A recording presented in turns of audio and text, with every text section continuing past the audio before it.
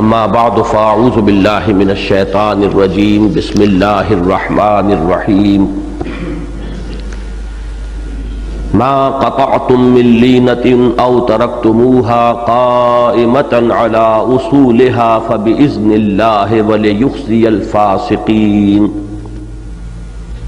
وما افاء اللہ علی رسولہ منہم فما اوجفتم علیہ من خیل ولا رکاب ولکن اللہ یسلط رسلہ علی من یشاء واللہ علی کل شیء قدیر ما افاء اللہ علی رسولہ من اہل القرى فللہ وللرسول ولذی القربى والیتامى والمساکین وابن السبیل کی لا یکون دولة بین الاغنیاء منکم وما آتاکم الرسول فخذوه وما نہاکم عنہ فانتہوا واتقوا اللہ ان اللہ شدید العقاب للفقراء المهاجرين الذين أخرجوا من ديارهم وأموالهم يبتغون فضلا من الله ورضوانا وينصرون الله ورسوله أولئك هم الصادقون والذين تبوأوا الدار والإيمان من قبلهم يحبون من هاجر إليهم ولا يجدون في صدورهم حاجة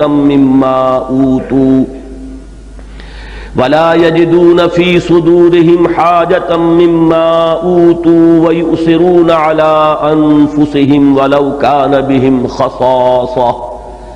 ومن يوق شح نفسه فأولئك هم المفلحون والذين جاءوا من بعدهم يقولون ربنا اغفر لنا ولإخواننا الذين سبقونا بالإيمان ولا تجعل في قلوبنا غلا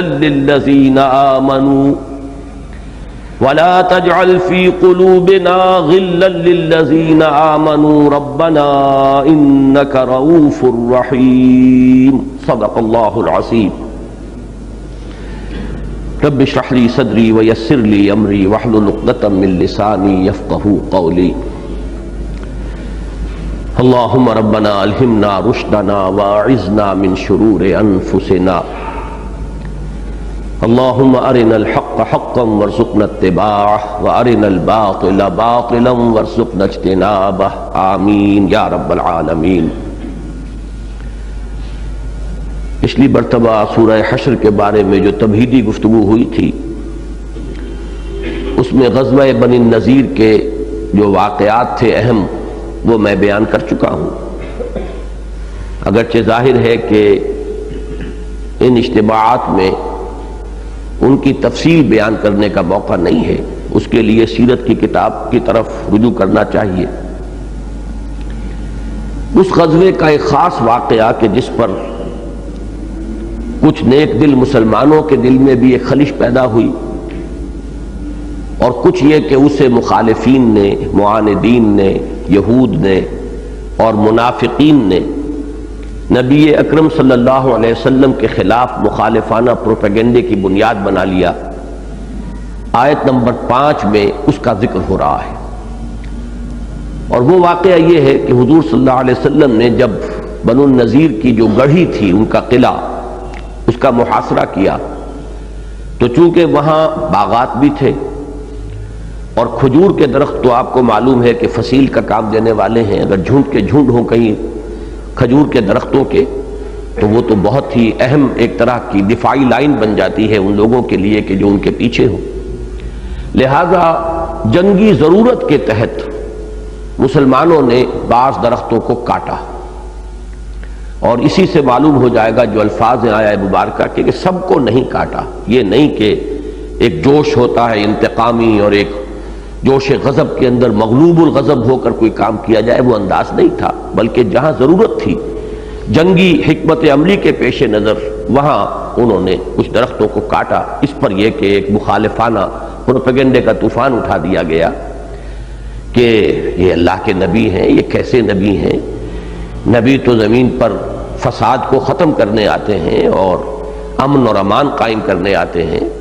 تو انہوں نے تو فساد فی الارض کی شکل اختیار کر لی ہے، اور یہ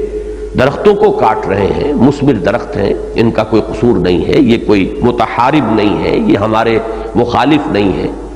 اس طرح کی کچھ باتیں، جیسا کہ میں نے عرض کیا کہ اہل ایمان میں سے بھی سب لوگ اپنے فہم کے اعتبار سے برابر نہیں تھے۔ بعض لوگ نیکی میں وہ کتنے ہی آگے ہوں، بسا اوقات اپنے فہم میں، اپنی سمجھ میں اتنے زیادہ نہیں ہوتے، اور ان کو کچھ لوگ جو شریر ہوتے ہیں وہ پھر ذریعہ بنا لیتے ہیں، ان کے اندر وسوسے پیدا کرتے ہیں، اور وہ اپنی نیکی اور اپنی نیک نیتی کے اندر ہی پھر اس طرح کے بعض جو مخالفانہ پروپیگنڈے ہیں ان سے کچھ متاثر ہو جاتے ہیں۔ تو یہ وہ واقعہ ہے کہ جس کا ذکر ہو رہا ہے۔ اللہ تعالیٰ نے فرمایا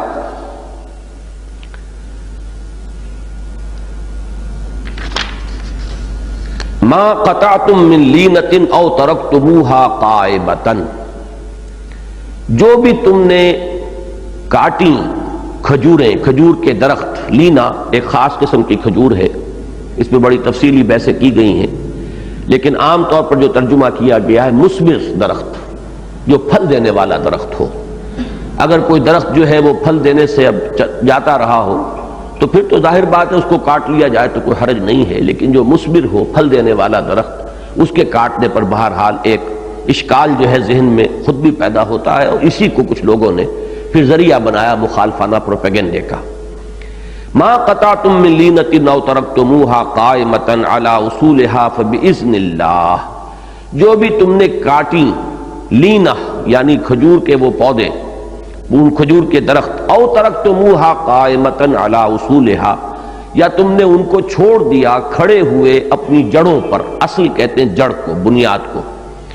وہ تنے جو اپنی جڑوں پر کھڑے رہے، یعنی یہ کہ جیسا کہ میں نے عرض کیا تھا یہ انڈسکریمنیٹ نہیں تھا، ایسا نہیں تھا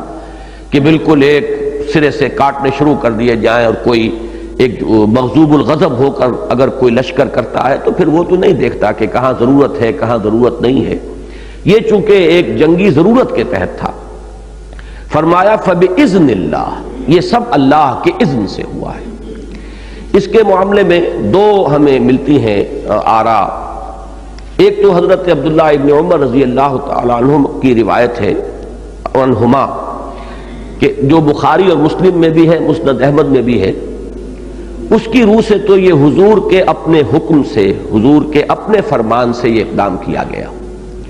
اور پھر اب اس آیت کے ذریعے سے گویا کہ اللہ تعالیٰ نے اس کی نسبت اپنی طرف کی، اور اللہ تعالیٰ کا حضور کے کسی فعل کو یا اقدام کو اپنی طرف منسوب کرنا یہ دو صورتوں میں ہو سکتا ہے، یا تو یہ کہ وحی خفی کے ذریعے سے اللہ تعالیٰ نے اس کا حکم دیا ہو اپنے نبی کو، وہ وحی جلی تو تھی نہیں، اس لیے کہ وحی جلی ہوتی تو قرآن مجید میں اس کا ذکر ہوتا، اور یا دوسری شکل یہ ہو سکتی ہے کہ حضور نے اجتہاداً ایک کام کیا، اور اللہ تعالیٰ کی طرف سے جب اس کی توثیق ہو گئی تو گویا کہ وہ اللہ تعالیٰ ہی کی طرف سے ہے، اور اللہ نے اسے اپنی طرف منسوب فرما لیا۔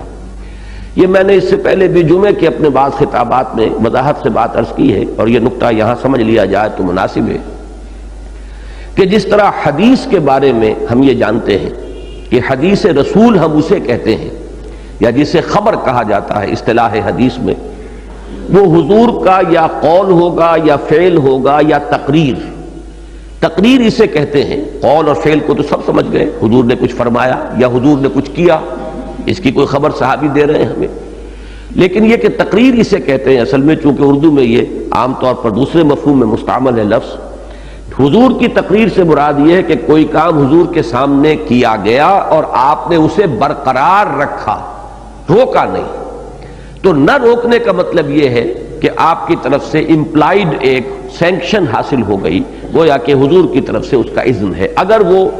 دین کے خلاف کوئی بات ہوتی تو حضور اس کو روک دیتے، حضور کا نہ روکنا ایک طرح سے گویا کہ اس کو ایک سند عطا کر دیتا ہے کہ یہ بات بھی ٹھیک ہے، درست ہے۔ تو حضور صلی اللہ علیہ وسلم کا قول یا فعل یا تقریر یہ ہے خبر، اثر جو ہے وہ صحابہ کرام کا قول یا فعل یا تقریر، اور اللہ کا، کیونکہ حدیث کا لفظ قرآن مجید میں قرآن مجید کے لیے بھی آیا ہے، یہ اللہ کی حدیث ہے، فَبِأَيِّ حَدِيثٍ بَعْدَهُ يُؤْمِنُونَ، تو حدیث اللہ کی، حدیث رسول کی، حدیث صحابہ کی، یہ گویا کہ تین درجے ہو گئے۔ تو قرآن مجید جو اللہ تعالیٰ کی طرف سے آ رہا ہے یہ اللہ کا یہ کلام ہے، یہ تو قول ہو گیا اللہ کا. اور دوسرے یہ کہ تقریر اللہ کی کیا ہوگی کہ حضور صلی اللہ علیہ وسلم نے اپنے اجتہاد سے جو اقدام کیا اور اللہ نے اسے نہیں روکا، اس پر کوئی روک ٹوک نہیں ہوئی، تو یہ گویا کہ اللہ تعالیٰ کی طرف سے اس کی سینکشن ہو گئی، اور یہ بھی دین کے اندر ایک اب دلیل اور ثبوت کے طور پر پیش کی جانے والی بات ہے. تو حضرت عبداللہ ابن عمر رضی اللہ تعالی عنہما کا جو فرمان ہے کہ یہ حضور کے حکم سے ہوا ہے، تو اس میں گویا کہ اللہ تعالیٰ کا اذن از خود شامل ہو گیا، اور یا تو اللہ تعالیٰ نے وحی خفی کے ذریعے سے خود حضور سے یہ حکم دیا، اور یا یہ کہ حضور نے اجتہاداً اس کا حکم دیا اپنی طرف سے. لیکن جب یہ آیت نازل ہو گئی فَبِإِذْنِ اللَّهِ، تو گویا کہ اللہ تعالیٰ کی طرف سے اس کو ایک سند حاصل ہو گئی. ایک رائے کہ جو حضرت عبداللہ ابن عباس رضی اللہ تعالی عنہما سے مروی ہے، اور یہ نسائی کی روایت ہے، اور چونکہ جو ہمارے ہاں تابعین میں سے جو مفسرین بہت مشہور ہیں، حضرت قتادہ اور حضرت مجاہد رحمہم اللہ، یہ دونوں حضرت عبداللہ ابن عباس رضی اللہ تعالی عنہما کے شاگرد ہیں، لہذا اکثر تفسیری اقوال جو پھر ہمارے ہاں جو منقول ہوئے ہیں وہ انہی حضرات کے ہیں. اور وہ قول یہ ہے کہ یہ مسلمانوں نے از خود کیا تھا، اس میں حضور کا بھی حکم جو ہے کوئی واضح حکم یا صراحت کے ساتھ کوئی حکم شامل نہیں تھا، بلکہ ظاہر بات ہے کہ ایک جنگی ایک مہم ہے، اس میں جن جن لوگوں کے حوالے ذمہ داریاں کر دی گئی ہیں،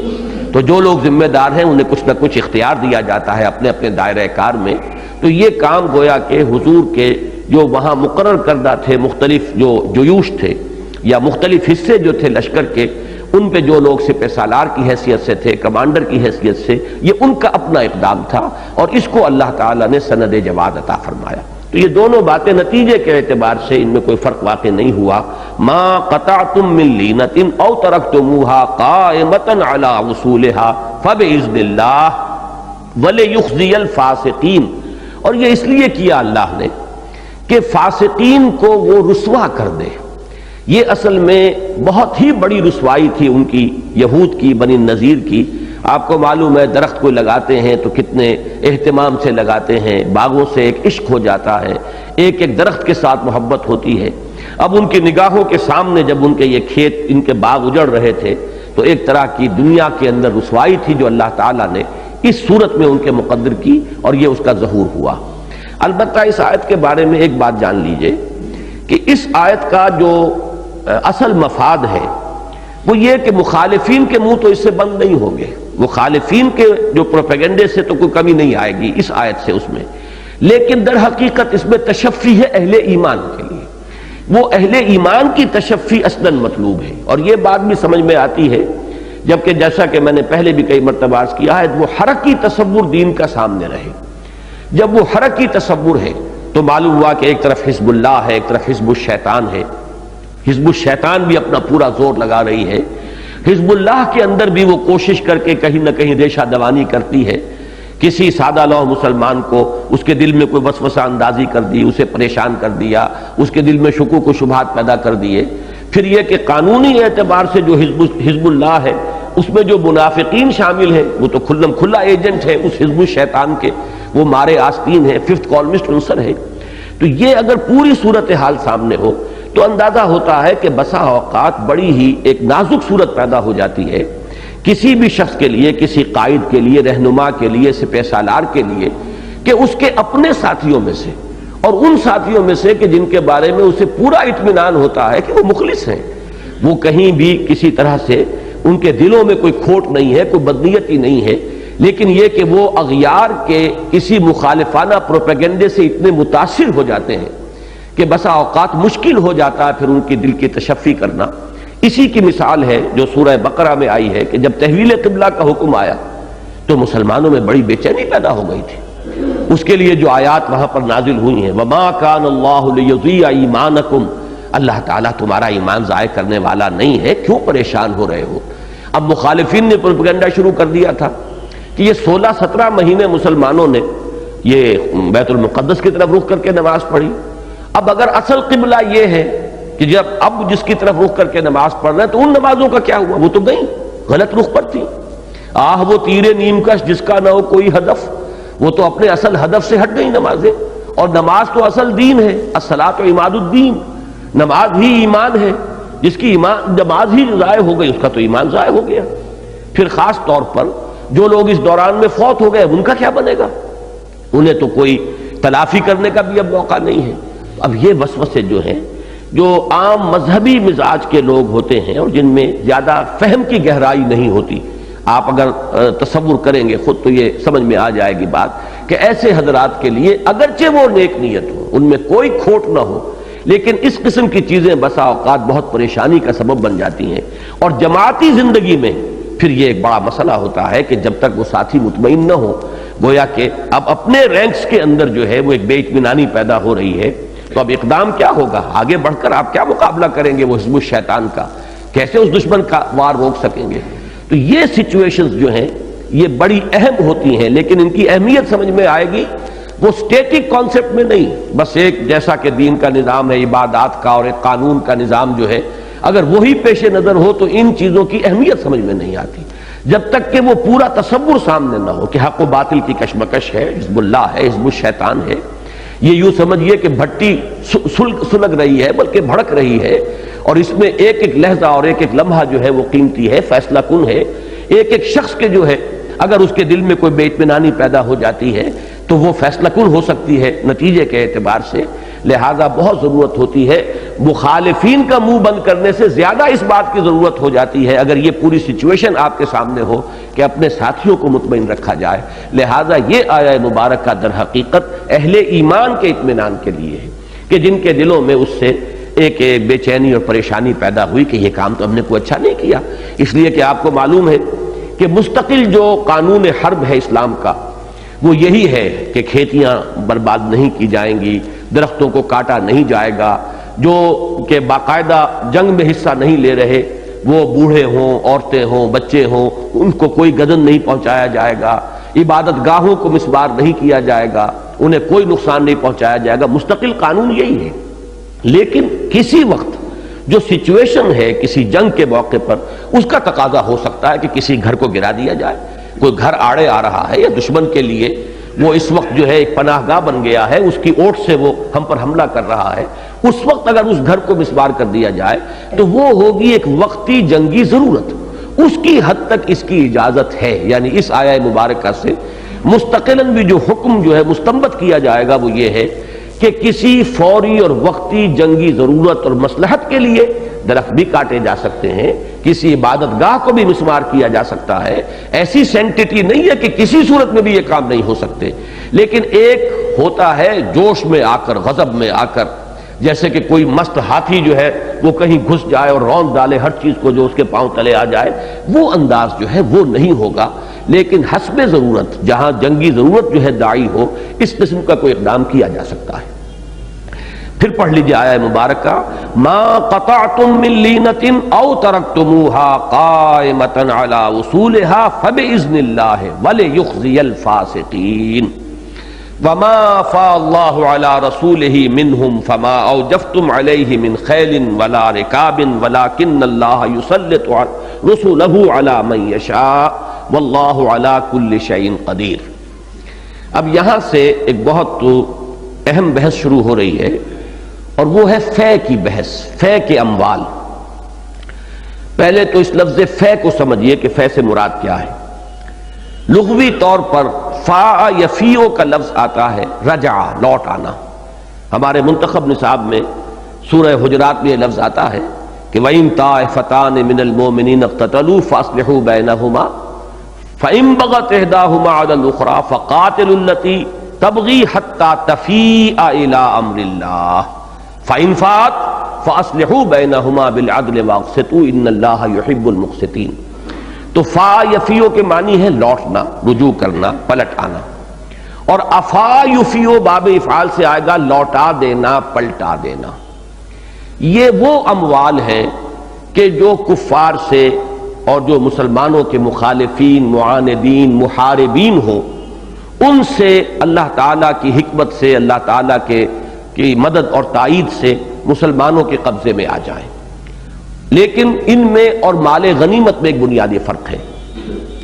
مال غنیمت کا حکم آیا تھا سورہ انفال میں، جو غزوہ بدر کے فوراً بعد نازل ہوئی۔ وہ پہلی جنگ تھی باقاعدہ جنگ، اس سے پہلے یہ کہ کچھ ایک وادی کے اندر مقابلہ ہو گیا تھا، اور وہ بھی اتفاقی بات تھی۔ اس میں جو لے کر آئے تھے حضرات کچھ مال غنیمت، حضور نے اسے قبول نہیں کیا تھا، اس لیے کہ اس وقت تک ابھی اجازت حضور کی طرف سے نہیں تھی باقاعدہ جنگ کی۔ لیکن یہ کہ جنگ بدر پہلی جنگ ہے، جس کے بعد اب مسئلہ پیدا ہوا کہ مال غنیمت جو ہے، جو ملا ہے یہاں پر، جو مال و اسباب ہاتھ آیا ہے، اس کا کیا کیا جائے۔ اس سے پہلے چونکہ عرب میں رواج یہ تھا کہ جب ان کے ہاں جنگ ہوتی تھی تو اگر ایک فریق کو فتح حاصل ہو گئی ہے تو اب جب دوسرا فریق بھاگ رہا ہے تو فاتح فریق کا جو شخص جس چیز کے اوپر قبضہ کر لے وہ اس کی شے ہے، وہ اس کی ملکیت ہے۔ یہی وجہ ہے کہ مسلمانوں نے اس وقت بھی بڑی محنت کر کے ہر ایک نے جو ہے وہ مال جو ہے سمیٹا اور جمع کیا۔ اب ہر شخص یہ سمجھ رہا تھا کہ یہ جو میں نے جمع کر لیا ہے، جو میں نے حاصل کیا، وہ میرا مال ہے۔ لیکن اس میں سورہ انفال میں آپ کو معلوم ہے کہ پہلی آیت یہ آئی کہ پہلے تو مسلمانوں کو صاف یہ کہہ دیا گیا کہ یہ تمہارا مال سرے سے ہے ہی نہیں، یہ تو اللہ کا اور اس کے رسول کا ہے، اس لیے کہ تمہیں فتح حاصل ہوئی اللہ کی مدد سے،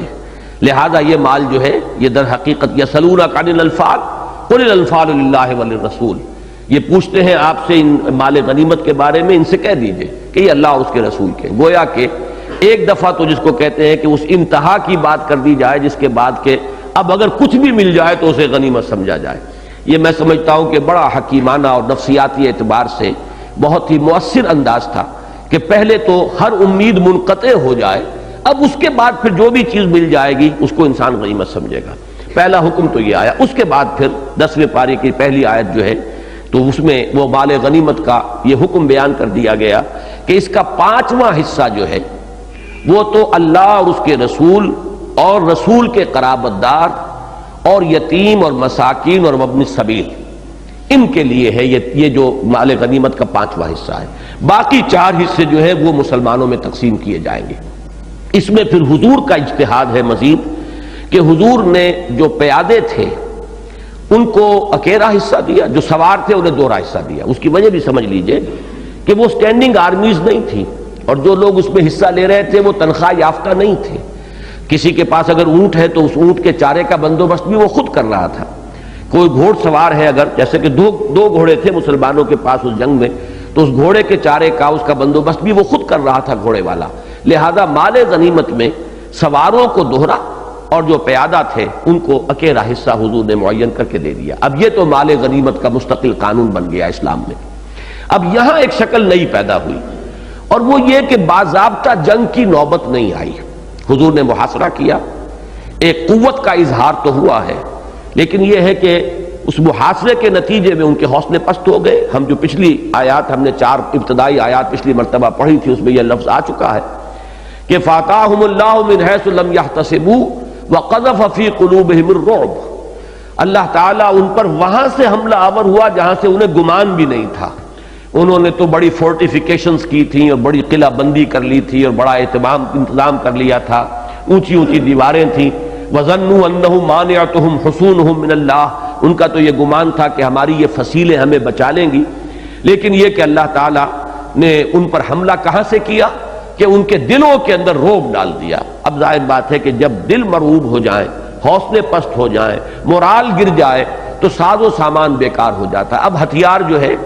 استعمال کرنے والا تو بہرحال انسان ہی ہے، ہتھیار بھی خود بخود تو کام نہیں کرتے۔ اگر اس انسان کا مورال گر گیا ہے تو ہتھیار مؤثر نہیں ہوں گے، لہٰذا وہ روب پڑا ان پر، اور اس روب کی وجہ سے انہوں نے خود آفر کی کہ ٹھیک ہے، اب جو بھی فیصلہ آپ ہمارے لیے کریں گے وہ ہمیں منظور ہوگا۔ چنانچہ طے کر دیا گیا کہ 3 اشخاص تم میں سے ایک اونٹ پر جتنا سامان لے جا سکتے ہو لے جائیں، اور وہ بھی اسلحہ اس میں نہیں ہوگا، اسلحہ سارا چھوڑ کر جانا ہوگا، اور 3 افراد ایک اونٹ پر جس قدر بال لے جا سکے لے جائیں۔ چنانچہ یہی ہوا ان کے ساتھ۔ اب اس میں پھر حکم دیا جا رہا ہے کہ یہ مال جو ملا ہے، یہ مال جو ہے یہ تمہاری خوریزی اور تمہاری طرف سے کچھ تو خون کے نتیجے میں نہیں ہے، نہ تم نے اس پر گھوڑے دوڑائے نہ تم نے اونٹ دوڑائے، بلکہ یہ اللہ تعالیٰ کی طرف سے ایک خاص تائید کی نتیجے میں تمہیں یہ فتح حاصل ہوئی ہے۔ تو یہ مال جو ہے یہ مال غنیمت نہیں، یہ مال فے ہے۔ میں بعد میں تفصیل سے عرض کروں گا۔ تو یہ مستقل طور پر ایک جداگانہ کیٹیگری ہے مال غنیمت سے۔ اس میں کسی لڑنے والے کا کوئی حصہ نہیں ہے۔ یہ کل کا کل جیسا کہ ابھی ہم پڑھیں گے وہ یہ ہے کہ اللہ کے لیے، اس کے رسول کے لیے، رسول کے قرابت داروں کے لیے، یتیموں کے لیے، مسکینوں کے لیے اور مسافروں کے لیے یہ مال ہے کہ جو مستقل طور پر پورا کا پورا انہی کے مصرف میں آئے گا اور انہی کی مصلحتوں میں صرف کیا جائے گا۔ اب اس میں ایک لفظ فے جو آیا ہے، لوٹا دینے کے معنی کیا ہے؟ لوٹا دینے کا مطلب تو یہ کہ یہ مال مسلمانوں کا تھا اور اللہ نے اسے لوٹا دیا۔ یہ بڑا ایک لطیف ہے، یہاں پر اب یہ دین کی حکمت اور فلسفے کے اعتبار سے یہ بات آ رہی ہے کہ اصلاً یہ دنیا اور جو کچھ اس میں ہے اس کا مالک اللہ ہے، اور اللہ کے وفادار اہل ایمان ہیں، تو جائز وارث اس تمام کے دنیا و ما فیہا کے اہل ایمان ہیں۔ اگر اللہ کا سرکش اور اللہ کا باغی کوئی شخص اس پر قابض ہے تو اصلاً یہ قبضہ جو ہے یہ در حقیقت غیر قانونی قبضہ ہے، غاصبانہ قبضہ ہے، اس لیے کہ اس کے مالک تو اہل ایمان ہیں، مال اللہ کا ہے۔ تو اللہ کے ساتھ جو وفاداری کا وہ جو مصرع مجھے یاد آیا، جو تجھ سے عہد وفا استوار رکھتے ہیں، علاج گردش لیل و نہار رکھتے ہیں، تو جس نے اللہ کے ساتھ عہد وفا استوار کیا ہوا ہے پھر وہی مالک ہے اس دنیا و ما فیہا کا۔ یہ جیسے کہ سورہ منافقون میں آئے گا وَلِلَّهِ الْعِزَّةُ وَلِرَسُولِهِ وَلِلْمُؤْمِنِينَ وَلَكِنَّ الْمُنَافِقِينَ لَا يَعْلَمُونَ۔ عزت جو ہے اس کا اصل مالک اللہ ہے، اور یہ کہ اللہ کے رسول ہیں اور پھر اہل ایمان ہیں۔ اب دنیا میں بظاہر کسی اور کو عزت نظر آ رہی ہے، اسے وجاہت حاصل ہے، تو یہ اس کی جائز ملکیت نہیں ہے، بلکہ یہ تو در حقیقت ایک جیسے باغی کو کسی وقت خود تھوڑی دیر کے لیے تسلط حاصل ہو جاتا ہے، اس سے اس کا جواز نہیں ہو جاتا، بلکہ اس کا جو قبضہ ہے وہ غاصبانہ ہی شمار ہوگا۔ اسی میں آج سوچ رہا تھا کہ بڑا لطیف انداز ہے، ایک جگہ پر قرآن مجید میں یہ سورہ اعراف میں مضمون آیا ہے کہ قل من حرم زینت اللہ التی اخرج لعبادہ والطیبات من الرزق۔ بعض لوگوں پر جب زہد کا اور تقشف کا بہت زیادہ غلبہ ہو جاتا ہے تو ان کے اندر یہ ہوتا ہے کہ دنیا کی کوئی اچھی چیز استعمال نہیں کریں گے، قطعاً جو ہے کوئی یعنی دنیا کی جو نعمتیں ہیں ان سے استفادہ نہیں کریں گے۔ اب اس میں ایک بات تو یہ ہوتی ہے کہ ایک شخص دین کے کام میں اتنا لگ گیا ہے کہ اس کے لیے اپنی معاش کے لیے وقت نہیں ہے اور وہ کم سے کم پر گزارا کرنے پر مجبور ہو گیا، یہ بالکل دوسری بات ہے۔ ایک یہ ہے کہ اس کو زہد کا اور تقوی کا ایک لازمی جز سمجھ لیا جائے کہ کوئی اچھا لباس نہیں پہننا، کوئی اچھی چیز نہیں کھانی، بلکہ یہ کہ وہ جو رہبانیت جو سورہ حدید میں ہم پڑھ آئے ہیں اس رہبانیت کے سے تصور کے تحت آدمی ان چیزوں سے کنارہ کش ہو جائے تو یہ چیز دین میں پسندیدہ نہیں ہے۔ اسی لیے وہاں فرمایا گیا قل من حرم زینت اللہ التی اخرج لعبادہ والطیبات من الرزق، کس نے حرام کی ہے؟ نبی سے پوچھئے کس نے حرام کی ہے وہ چیزیں، بہت اچھی چیزیں، چاہے وہ لباس سے متعلق ہوں یا طیبات من الرزق ہوں، کھانے پینے کی چیزیں ہوں پاکیزہ، تو کس نے حرام کیا ہے انہیں اہل ایمان کے لیے؟ وہاں ایک لفظ اور آیا ہے قل ہی للذین آمنوا فی الحیات الدنیا خالصۃ یوم القیامہ۔ اے نبی ان سے کہہ دیجئے یہ چیزیں تو دنیا کی زندگی میں بھی اہل ایمان ہی کے لیے ہیں اور قیامت کے دن تو خالصتاً ان کے لیے ہو جائیں گی۔ یعنی اللہ تعالیٰ نے جو نعمتیں اس دنیا میں پیدا کی ہیں وہ اللہ تعالیٰ تو اپنے وہ اہل ایمان بندوں ہی کے لیے چاہتا ہے کہ وہ انہیں استعمال کریں۔ یہ ہی للذین آمنوا فی الحیات الدنیا، اور یہاں لام جو ہے وہ لام تبلیغ اگر لیں گے آپ تو حقیقتاً جائز تو ملکیت دنیا میں بھی یہ تمام چیزیں اہل ایمان ہی کی ہیں۔ یہ بات دوسری ہے کہ غلط نظام ہو، کفر کا غلبہ ہو گیا ہو، غلط معاشی نظام ہو، اہل ایمان ان چیزوں سے محروم کر دیے گئے ہوں اور ان پر غلبہ جو ہے کفار کا ہو گیا ہو، بالفعل یہ چیزیں آج انہیں حاصل ہو، تو یہ چیز مطلوب نہیں ہے، اس سے اللہ تعالیٰ کا وہ قانون نہیں بدل جائے گا۔ حقیقتاً تو اس دنیا میں بھی ان چیزوں کے حقدار اللہ کے وفادار بنتے ہیں۔ قل ہی للذین آمنوا فی الحیات الدنیا خالصتاً یوم القیامہ، اور قیامت کے دن تو خالصتاً ہو ہی جائے گا۔ یہاں تو پھر بھی اللہ نے چونکہ امتحان گاہ بنایا ہے اس دنیا کو، اس لیے ٹھیک ہے چھوٹ دے رکھی ہے، اس میں سے جو بھی کفار جو ہے منہ مار رہے چر رہے ہیں چگ رہے ہیں تو اللہ تعالیٰ روک نہیں رہا ہے، لیکن بالآخر تمام یہ نعمتیں جو ان کے جائز حقدار ہیں، جو ان کے جائز وارث ہیں، انہی کو لوٹ جائیں گی خالصتاً یوم القیامہ۔ تو یہ مفہوم ہے در حقیقت جس کو ذہن میں رکھنا چاہیے کہ اس دنیا میں جو مال و اسباب بھی ہے وہ در حقیقت اللہ کی ملکیت اور اللہ کے نمائندے ہیں اللہ کے رسول صلی اللہ علیہ وسلم اور اہل ایمان، ان کے وفادار، اللہ کے وفادار بندے، رسول کے وفادار ساتھی جو تن من دھن لگا رہے ہیں۔ تو اب اگر اللہ نے اپنی قدرت کاملہ سے ان چیزوں کو لوٹا دیا ہے تو گویا کہ یہ چیزیں اصل وارثوں اور اصل مالکوں کے پاس لوٹ کر آ گئی ہیں۔ اصل وارث اور اصل مالک یہی تھے، اس لیے اس کے لیے لفظ فے استعمال ہوا ہے۔ ما افاء اللہ علی رسولہ منہم فما اوجفتم علیہ من خیل، تو جو کچھ لوٹا دیا ہے اللہ نے اپنے رسول پر ان میں سے، یہ تمام وہ مال، اب ظاہر بات ہے پورے ان کی گڑھیاں تھیں، ان کے گھر تھے، ساز و سامان تھا، ان کا اسلحہ تھا، ان کے اور نہ معلوم جو بھی کچھ ان کی بلانگنگز وہاں تھیں، جو بھی ان کی املاک تھیں، وہ سب ہے کہ جو اب آئی ہیں۔ اور یہ یوں سمجھیے کہ حضور صلی اللہ علیہ وسلم کی سیرت مطہرہ میں یہ پہلا موقع آ رہا ہے کہ ایک بڑے پیمانے پر اتنا ساز و سامان، اتنا مال و اسباب دنیاوی جو ہے انہیں ملا ہے۔ تو فرمایا ما اوجفتم علیہ من خیل ولا رکاب، تم نے نہیں دوڑائے اس پر نہ گھوڑے اور نہ اونٹ۔ یہ خیل کا لفظ جو ہے اور رکاب، ان دونوں کو جان لیجئے یہ اسم الجمع ہے، ان کا مفرد کوئی نہیں آتا۔ خیل گھوڑے، واحد کے لیے لفظ خیل سے نہیں آئے گا، فرسن آئے گا گھوڑا، لیکن جمع ہے جب بھی لفظ خیل آئے گا تو وہ گھوڑوں کے لیے جمع کے لیے اسم الجمع اس کو کہتے ہیں، جس کا کہ اس لفظ سے مفرد کوئی نہیں بنتا۔ اسی طرح رکاب، یہ بھی وہ جو سواری کے اونٹ ہیں، ایک ہے وہ لدو اونٹ، وہ نہیں، رکاب کہلائیں گے وہ اونٹ کے جن پر سواری کی جائے۔ اور آپ کو معلوم ہے کہ یہ اونٹ بالکل علیحدہ ہوتے ہیں، سواری کا اونٹ اور لدو اونٹ، ان کی خاصیتیں جدا ہوتی ہیں، ان کی تربیت جدا کی جاتی ہے۔ اور بعض سانڈنیاں تو ایسی ہوتی ہیں سواری والی کہ آپ اس کے اوپر بیٹھ جائیے اور ہاتھ میں بھرا ہوا پیالہ جو ہے پانی کا لے لیجئے، وہ پانی چھلکے گا نہیں۔ باقی جو دوسرے اونٹ ہیں ان کے اوپر کہیں اگر بیٹھ جائیں آپ تو انجر پنجر ڈھیلا ہو جائے گا۔ تو رکاب جو ہیں یہ وہ ہیں کہ جو کہ سواری کے لیے خاص ہوں، جن کو اس کے لیے تیار کیا گیا ہو۔ اور ایک بات اور نوٹ کر لیں، دلچسپی کی ہے کہ ویسے تو یہ لفظ جو آتا ہے مرکب، کوئی بھی سواری ہے وہ مرکب ہوگی، لیکن راکب کا لفظ عربی زبان میں صرف اونٹ پر سوار جو ہے اس کے لیے آئے گا۔ گھوڑے پر جو سوار ہے اس کو راکب نہیں کہتے، فارس کہتے ہیں، اور راکب وہ ہے کہ جو اونٹ پر سوار ہے۔ تو یہاں مراد ہے وہ گھوڑے جو سواری کے لیے استعمال ہوں اور وہ اونٹ کے جو سواری کے لیے استعمال ہوں۔ اور اوجفا یہ آتا ہے تیز دوڑانے کے لیے، وجفا یجفو دوڑنا، اور اوجفا یوجفو یہ ہے دوڑانا۔ تم نے تیزی کے ساتھ نہیں دوڑائے ان پر، نہ اپنے گھوڑے نہ اپنے اونٹ،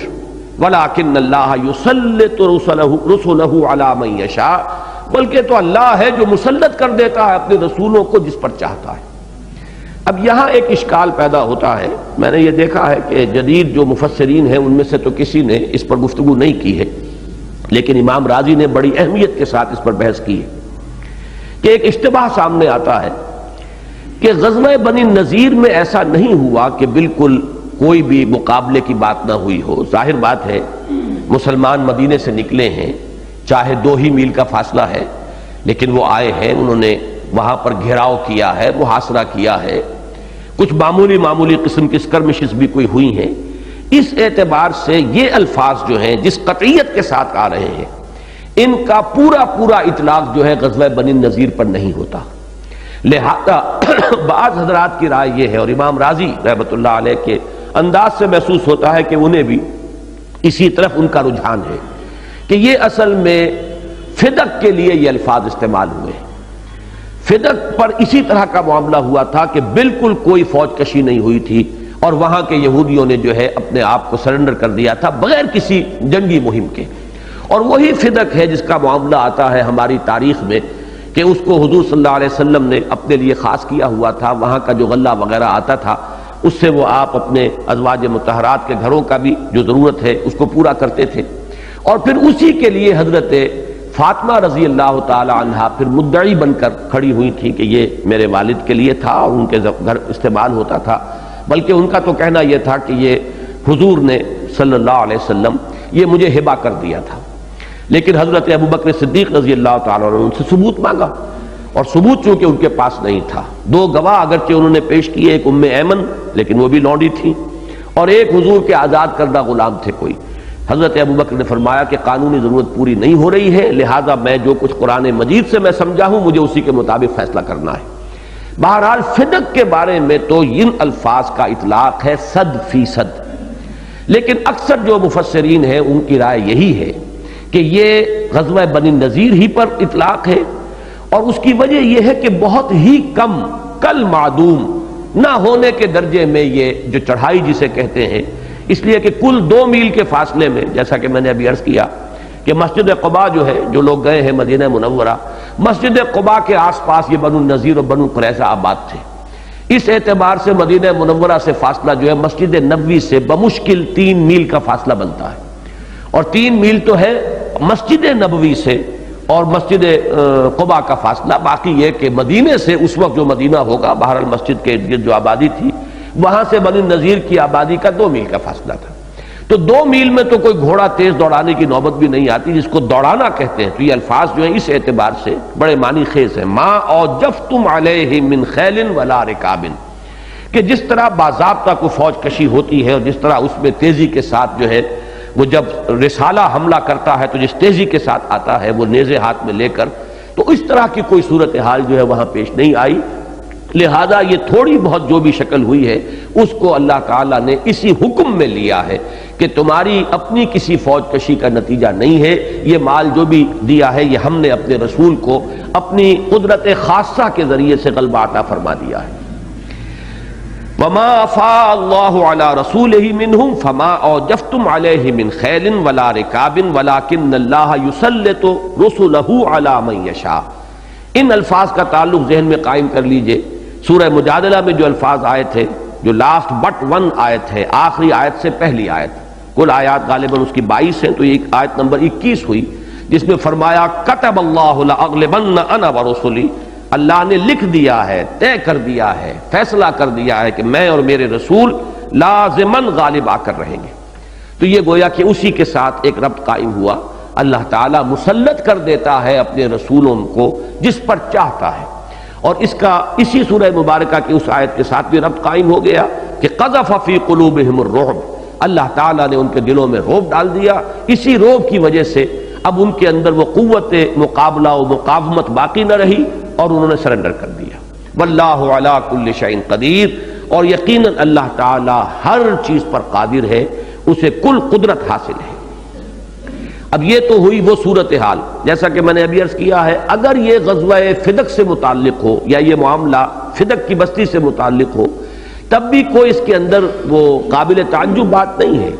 اس لیے کہ قرآن مجید میں مضمون کی مناسبت سے کسی اور موقع پر نازل شدہ آیت کو یہاں پر لا کر جمع کیا جا سکتا ہے۔ یہ ترتیب اور تدوین ہے جو حضور صلی اللہ علیہ وسلم جب آیات نازل ہوتی تھی تو حکم دیا کرتے تھے کہ اس آیت کو فلاں صورت میں فلاں آیت کے بعد رکھ دو، تو اس کا امکان موجود ہے اور اس میں کوئی استبعاد والی بات نہیں ہے، انہونی بات نہیں ہے۔ لیکن جیسا کہ میں نے عرض کیا اکثر مفسرین کا اسی پر اجماع ہے کہ یہ غزوہ بنی نذیر ہی سے متعلق ہے، اور اس میں جو صورتحال پیش آئی تھی گویا کہ وہ اپنی حقیقت کے اعتبار سے وہ ان الفاظ ہی کی ایک تعبیر ہے کہ گھوڑے دوڑانے اور اونٹ کشی کرنے اور اس کے اوپر کوئی حملہ کرنے اور باقاعدہ اپنی جانیں دینے اور خون ریزی کا کوئی موقع جو ہے نہیں آیا۔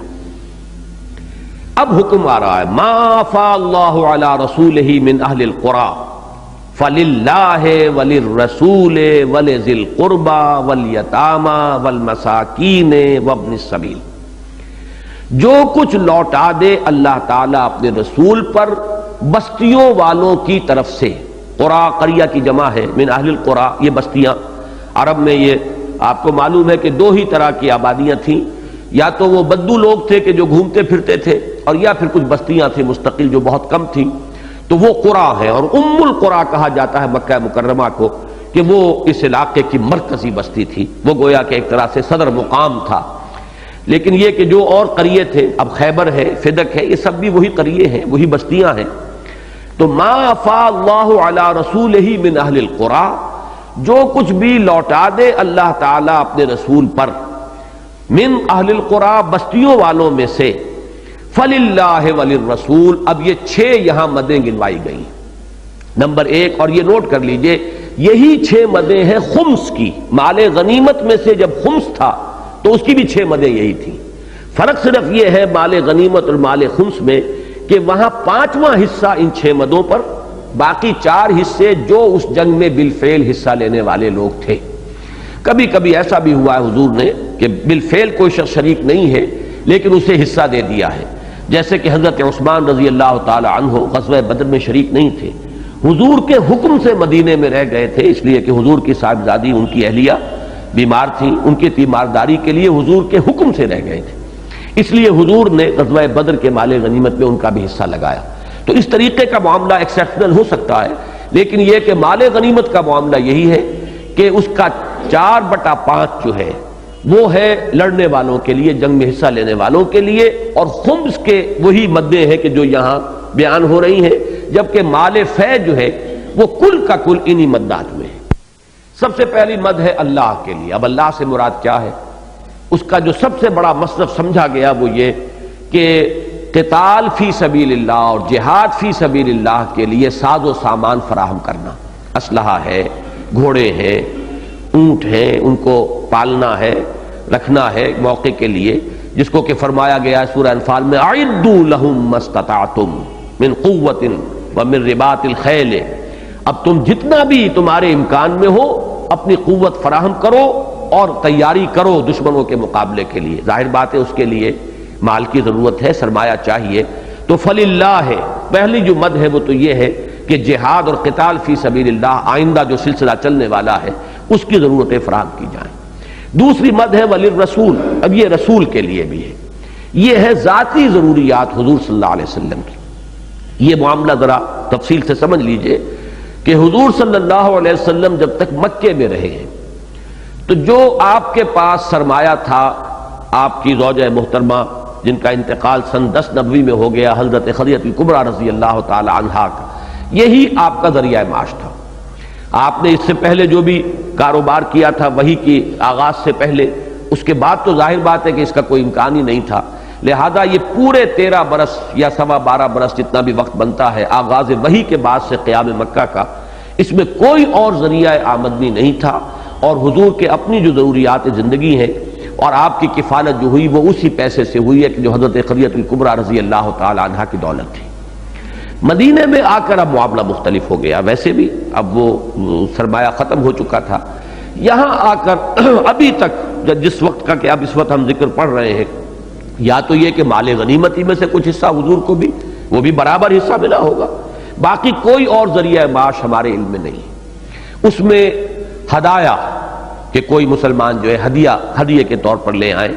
کہیں سے کوئی چیز کوئی پیش کر دے، اس میں سے اپنی ضرورتیں پوری کرنا. اور یہ کہ اس میں بھی نبی اکرم صلی اللہ علیہ وسلم کا معمول یہ تھا کہ آپ ہدیوں کا بدل بھی دیتے تھے. تو یہ چیز جو ہے صرف اصولی طور پر ہم جان سکتے ہیں کہ اس کے سوا کوئی اور ذریعہ معاش نہیں تھا. البتہ اب یہاں حضور کے لیے باضابطہ جو ہے ایک مد مقرر کی جا رہی ہے وللرسول. یہ مال فے میں اب نبی اکرم صلی اللہ علیہ وسلم کی معاش کا، اب ظاہر بات ہے کہ آپ کی 9 ازواج مطہرات بیک وقت آپ کے حوالہ عقد میں رہی ہیں، ان کا جو بھی ضروریات ہے، نان نفقہ ہے، وہ حضور کے ذمہ تھا. تو یہ مال فے میں ایک مستقل مد ہے نبی اکرم صلی اللہ علیہ وسلم کی ذاتی ضروریات زندگی. حضور کے بعد البتہ اب اس میں پھر ہمارے ہاں یہ فقہا میں اب اختلاف ہوئے ہیں. حضور کے بعد ایک رائے یہ ہے کہ یہ مد ہے خلیفہ، یعنی حضرت ابو بکر صدیق، پھر حضرت عمر فاروق، اور ایک یہ ہے کہ نہیں، یہ بھی پھر اب للہ والے کھاتے کے اندر جمع ہو جائے گی، اور وہ بھی یعنی مال جس طریقے سے کہ یعنی اسباب جہاد کے فراہمی میں جو پہلی مد تھی للہ، اسی کھاتے کے اندر اب یہ رقم بھی شامل ہو جائے گی. تیسری مد ہے وَلِذِي الْقُرْبَى، اور قرابت دار کس کے؟ نبی اکرم صلی اللہ علیہ وسلم کے. ظاہر بات ہے کہ کسی بھی انسان کے ساتھ ایک دائرہ ہوتا ہے اس کے عزیزوں کا، رشتہ داروں کا، اور جو شخص کسی بھی حیثیت سے کچھ نمایاں ہو جائے تو اس کے قرابت دار توقع رکھتے ہیں اس سے کہ کچھ صلہ رحمی کا معاملہ ہوگا، اور یہ اعلیٰ اخلاق میں سے، مروت میں سے یہ چیزیں جو ہیں ہمیشہ شامل سمجھی گئی ہیں. لہذا یہ بھی ایک مستقل مد تھی حضور صلی اللہ علیہ وسلم کے ذوی القربہ. ان میں بنی ہاشم اور بنی عبد المطلب، ان کو تقریباً سب نے مانا ہے کہ یہ اس میں ہے، اور خاص طور پر اس لیے ہے کہ چونکہ زکوٰۃ اور عشر سے وہ محروم کر دیے گئے، حضور صلی اللہ علیہ وسلم نے خود اپنے آپ کو اور اپنے خاندان کو اس سے محروم کر دیا کہ یہ چیز جو ہے ہمارے ہاں نہیں آئے گی، نہ زکوٰۃ نہ صدقہ۔ لہٰذا جب دو چیزوں سے ان کا بالکل جو ہے کوئی حصہ اس میں نہیں رہا، تو اب یہ جو مد ہے فے کی، اس میں ان کی ایک مستقل مد کے طور پر اس کو شامل کر دیا گیا۔ اب اس کے بعد جو ہے حضور صلی اللہ علیہ وسلم کے بعد یہ معاملہ کیا ہوگا؟ حضرت ابوبکر، حضرت عمر، حضرت عثمان، حضرت علی، ان سب کا یہ عمل رہا ہے کہ وہ جو ایک مد تھی اس کی جو رقوم ہوتی تھی وہ حضور صلی اللہ علیہ وسلم کے زمانے میں جن رشتہ داروں کو حضور دیا کرتے تھے انہی کو وہ بھی رقم جو ہے پہنچائی جاتی رہی ہے۔ اس کے بعد اب بقیہ جو ہے معاملہ والیتامى والمساکین وابن السبیل، اب یہ یتیموں اور مسکینوں اور مسافروں کا معاملہ ہے، یعنی جو بھی سوسائٹی کے اندر کچھ پیچھے رہ گئے لوگ، ضرورت مند ہیں، محتاج ہیں، معاشی دوڑ میں وہ خود کفیل نہیں ہے، اپنے پاؤں پر کھڑے نہیں ہو سکتے، اب ان کی ضرورت پورا کرنے کے لیے یہ مال فے کے اندر جو ہے ان کے مستقل مدات رکھ دی گئی۔ اس کے بعد وہ الفاظ آ رہے ہیں کہ جو اسلام کے نظام معیشت کے ضمن میں ایک بہت اہم پالیسی سٹیٹمنٹ کی حیثیت رکھتے ہیں۔ یہ ایک ہدف ہے، معین کیا جا رہا ہے کہ یہ ہدف ہے۔ اب اس کو حاصل کیسے کیا جائے گا اس کا صرف اجمالی سا میں اس وقت ذکر کروں گا، لیکن اصل شے ہے کہ ہدف سمجھ لیا جائے۔ ہدف یہ ہے کہ لا یکون دولۃ بین الاغنیاء منکم، تاکہ ایسا نہ ہو کہ سرمایہ تمہارے غنی اغنیاء لوگ جو ہے دولت مند انہی کے مابین گردش میں رہے۔ یہ لفظ دولت جو ہے ذرا تھوڑا سا اس کے اوپر غور کر لیجئے، یہ ذرا مشکل لفظ ہے عربی کے اعتبار سے، اور میں نے دیکھا کہ امام راغب اور امام رازی ان دونوں کی آراء بالکل اس کے بارے میں متضاد ہیں۔ ایک رائے جو امام راغب نے دی ہے، راغب اصفہانی جن کی وہ بہت مشہور کتاب ہے مفردات، وہ تو یہ ہے کہ دولہ اور دولہ واحدہ، یہ بالکل ہم معنی ہے۔ دولت کا لفظ ہم اردو میں بولتے ہیں، دولت کا لفظ اردو میں نہیں بولا جاتا، لیکن امام راغب کی ایک رائے یہ ہے کہ دولت اور دولت یہ دونوں کے دونوں بالکل ہم معنی لفظ، ان میں کوئی فرق نہیں ہے۔ البتہ ایک قول انہوں نے یہ نقل کیا ہے کہ دولت کا لفظ استعمال ہوتا ہے مال، کیش، یا جو بھی دنیا میں جو چیزیں ہم سمجھتے ہیں کہ مال و اسباب دنیاوی، ظاہری مادی، اور دولت کا لفظ آتا ہے فی الحرب والجاہ، کہ جنگ میں جس کا پلڑا بھاری ہو اور اسی طریقے سے جس کو دنیاوی وجاہت حاصل ہو تو وہ ہے جس کے لیے لفظ دولت آئے گا۔ ایک قول امام راغب نے یہ دیا ہے کہ الدولت اسم الشیء الذی یتداول بعینہ، کہ دولت تو وہ شے ہے کہ جو دوڑ رہی ہے اور لوگوں کے درمیان گردش میں آ رہی ہے۔ والدولت مصدر، اور دولت ہے مصدر، گردش میں آنا۔ ایک ہے گردش میں آنے والی شے، وہ ہے دولت، ایک ہے محض گردش یا گردش میں آنا، یہ ہے دولت۔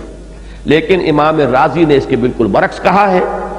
کہ دولت مصدر ہے اور دولت اس شے کو کہیں گے جو کسی کے ہاں گردش کرتی رہتی ہے، آج میرے پاس تھی، کل آپ کے پاس آ گئی، پرسوں کسی اور کے پاس ہے، پھر وہ کسی اور کے پاس چلی گئی، جو اس طریقے سے گردش کر رہی ہے وہ ہے در حقیقت دولت، اور اس کا جو مصدر ہے وہ دولت ہے۔ تو یہ بحث میں نے آپ کو اس لیے بتا دی کہ یہاں دو رائے تو بالکل متضاد ہیں، البتہ عافیت جو ہے وہ اسی میں نظر آتی ہے کہ امام راغب نے جو فیصلہ کیا ہے کہ الدولت والدولت واحدہ، دولت اور دولت بالکل ایک ہی شے۔ مراد اصل میں کیا ہے کہ سرمایہ صرف اغنیاء کے مابین الٹ پھیر میں نہ رہے، معاشرے کی صورت وہ نہ ہو جائے کہ مستقل طبقات وجود میں آ جائیں، اغنیاء اور فقراء، اور جو بھی اللہ نے اس زمین میں پیدا کیا ہے، جو بھی ظاہر بات ہے وسائل و ذرائع، ہم کوئی چیز پیدا نہیں کرتے، ہم تو چیزیں جو ہے وہ نکال لیتے ہیں، زمین پر محنت کی ہے، زمین نے ہمیں فصل دے دی ہے، پیدا تو اللہ کر رہا ہے، خالق اللہ ہے، تمام جو بھی چیزیں ہیں اس معدنیات ہیں اللہ نے پیدا کی ہیں، ہم نے کھود کر اور اس کو نکال لیا ہے کانوں میں سے، لیکن یہ کہ اصل خالق اللہ ہے، اور اس نے جو کچھ بنایا ہے وہ تمام انسانوں کے لیے بنایا ہے۔ اب اس میں یقیناً جو بھی نظام بنے گا اس نظام ہی کے اندر یا تو یہ کجی آ جائے گی کہ کچھ لوگوں کے پاس ارتکاز ہوتا چلا جائے گا اور دوسرے لوگوں میں افتقار پیدا ہوتا چلا جائے گا، ان میں احتیاج اور فقر جو ہے بڑھتی چلی جائے گی، اور کچھ لوگوں کے ہاں ارتکاز دولت ہوتا چلا جائے گا، اس کی مختلف شکلیں ہوں گی، اور ایک شکل یہ ہے کہ نہیں، ان کے مابین جیسا کہ اس وقت دنیا میں ہے، آپ کو معلوم ہے کہ ایک بڑی ہی آرٹیفیشل کوشش کی گئی، اس لیے کہ فطرت انسانی ابا کرتی ہے اس سے کہ ایسا ہو کہ کچھ لوگوں کے پاس تو بہت ہی زائدہ ضرورت جو ہے دولت جمع ہو جائے، اور کچھ لوگ جو ہے وہ ان کی ضروریات زندگی بھی صحیح طور سے پوری نہ ہو رہی ہو، تو فطرت انسانی ابا کرتی ہے۔ اب اس کے لیے ایک ہے وہ آرٹیفیشل طریقہ کہ جو اس دور میں کمیونزم اور سوشلزم کے عنوان سے آیا ہے، اور وہ یہ کہ تمام ذرائع پیداوار جو ہے ان کو قومی ملکیت میں لے لیا جائے، انفرادی ملکیت میں نہ رہے۔ اس سے جو جبر پیدا ہوتا ہے اور انسانی شخصیت جو گھٹ کر رہ جاتی ہے، اب اس میں کوئی انسینٹیو نہیں، کوئی انیشیٹو نہیں، کام کرنے کا جذبہ نہیں، وہ ایک مزدور اور ملازم کی حیثیت سے ہے، اسے معلوم ہے میں زیادہ کام کروں گا تب بھی مجھے وہی اجرت ملنی ہے، اور اگر وقت گزار کر چلا جاؤں گا تب بھی مجھے وہی روزی مل جانی ہے۔ تو اس سے جو ایک خرابی پیدا ہوتی ہے، اور پھر یہ کہ آزادی یہ رائے کا معاملہ ختم ہو جاتا ہے، تو یہ ہے اس دور کا سب سے بڑا عقدہ لا ینحل۔ اسلام کا نظام کیا ہے؟ ایک طرف اس نے آزاد معیشت کو برقرار رکھا ہے، اگرچہ محدود ہے، لمٹس ہے، حلال حرام، یہ حرام ہے، سود حرام ہے، سٹہ حرام ہے، فلاں شے حرام ہے، اس سے تو تم کما نہیں سکتے، حلال سے کماؤ، اب اس میں جو تم کماؤ گے وہ تمہاری ملکیت ہے، جائز ملکیت ہے۔ اس کے اندر لازماً نتیجہ یہ نکلے گا، اگر فریڈم ہے اور فری انٹرپرائز ہے، فری اکانومی ہے کسی درجے میں بھی، کچھ لوگ آگے نکل جائیں گے، کچھ پیچھے رہ جائیں گے۔ اب ضرورت اس بات کی ہے کہ لا یکون دولتم بین الاغنیاء منکم، کچھ ایسے اقدامات ہونے چاہیے کہ دولت کا ارتکاز نہ ہو جائے کہ وہ صرف ایک حیض کا طبقہ پیدا ہو جائے۔ اس کی سادہ ترین مثال میں یہ دیا کرتا ہوں کہ ایک کروڑ پتی کی بیٹی لاکھوں کا جہیز لے کر ایک دوسرے کروڑ پتی کے گھر میں چلی گئی،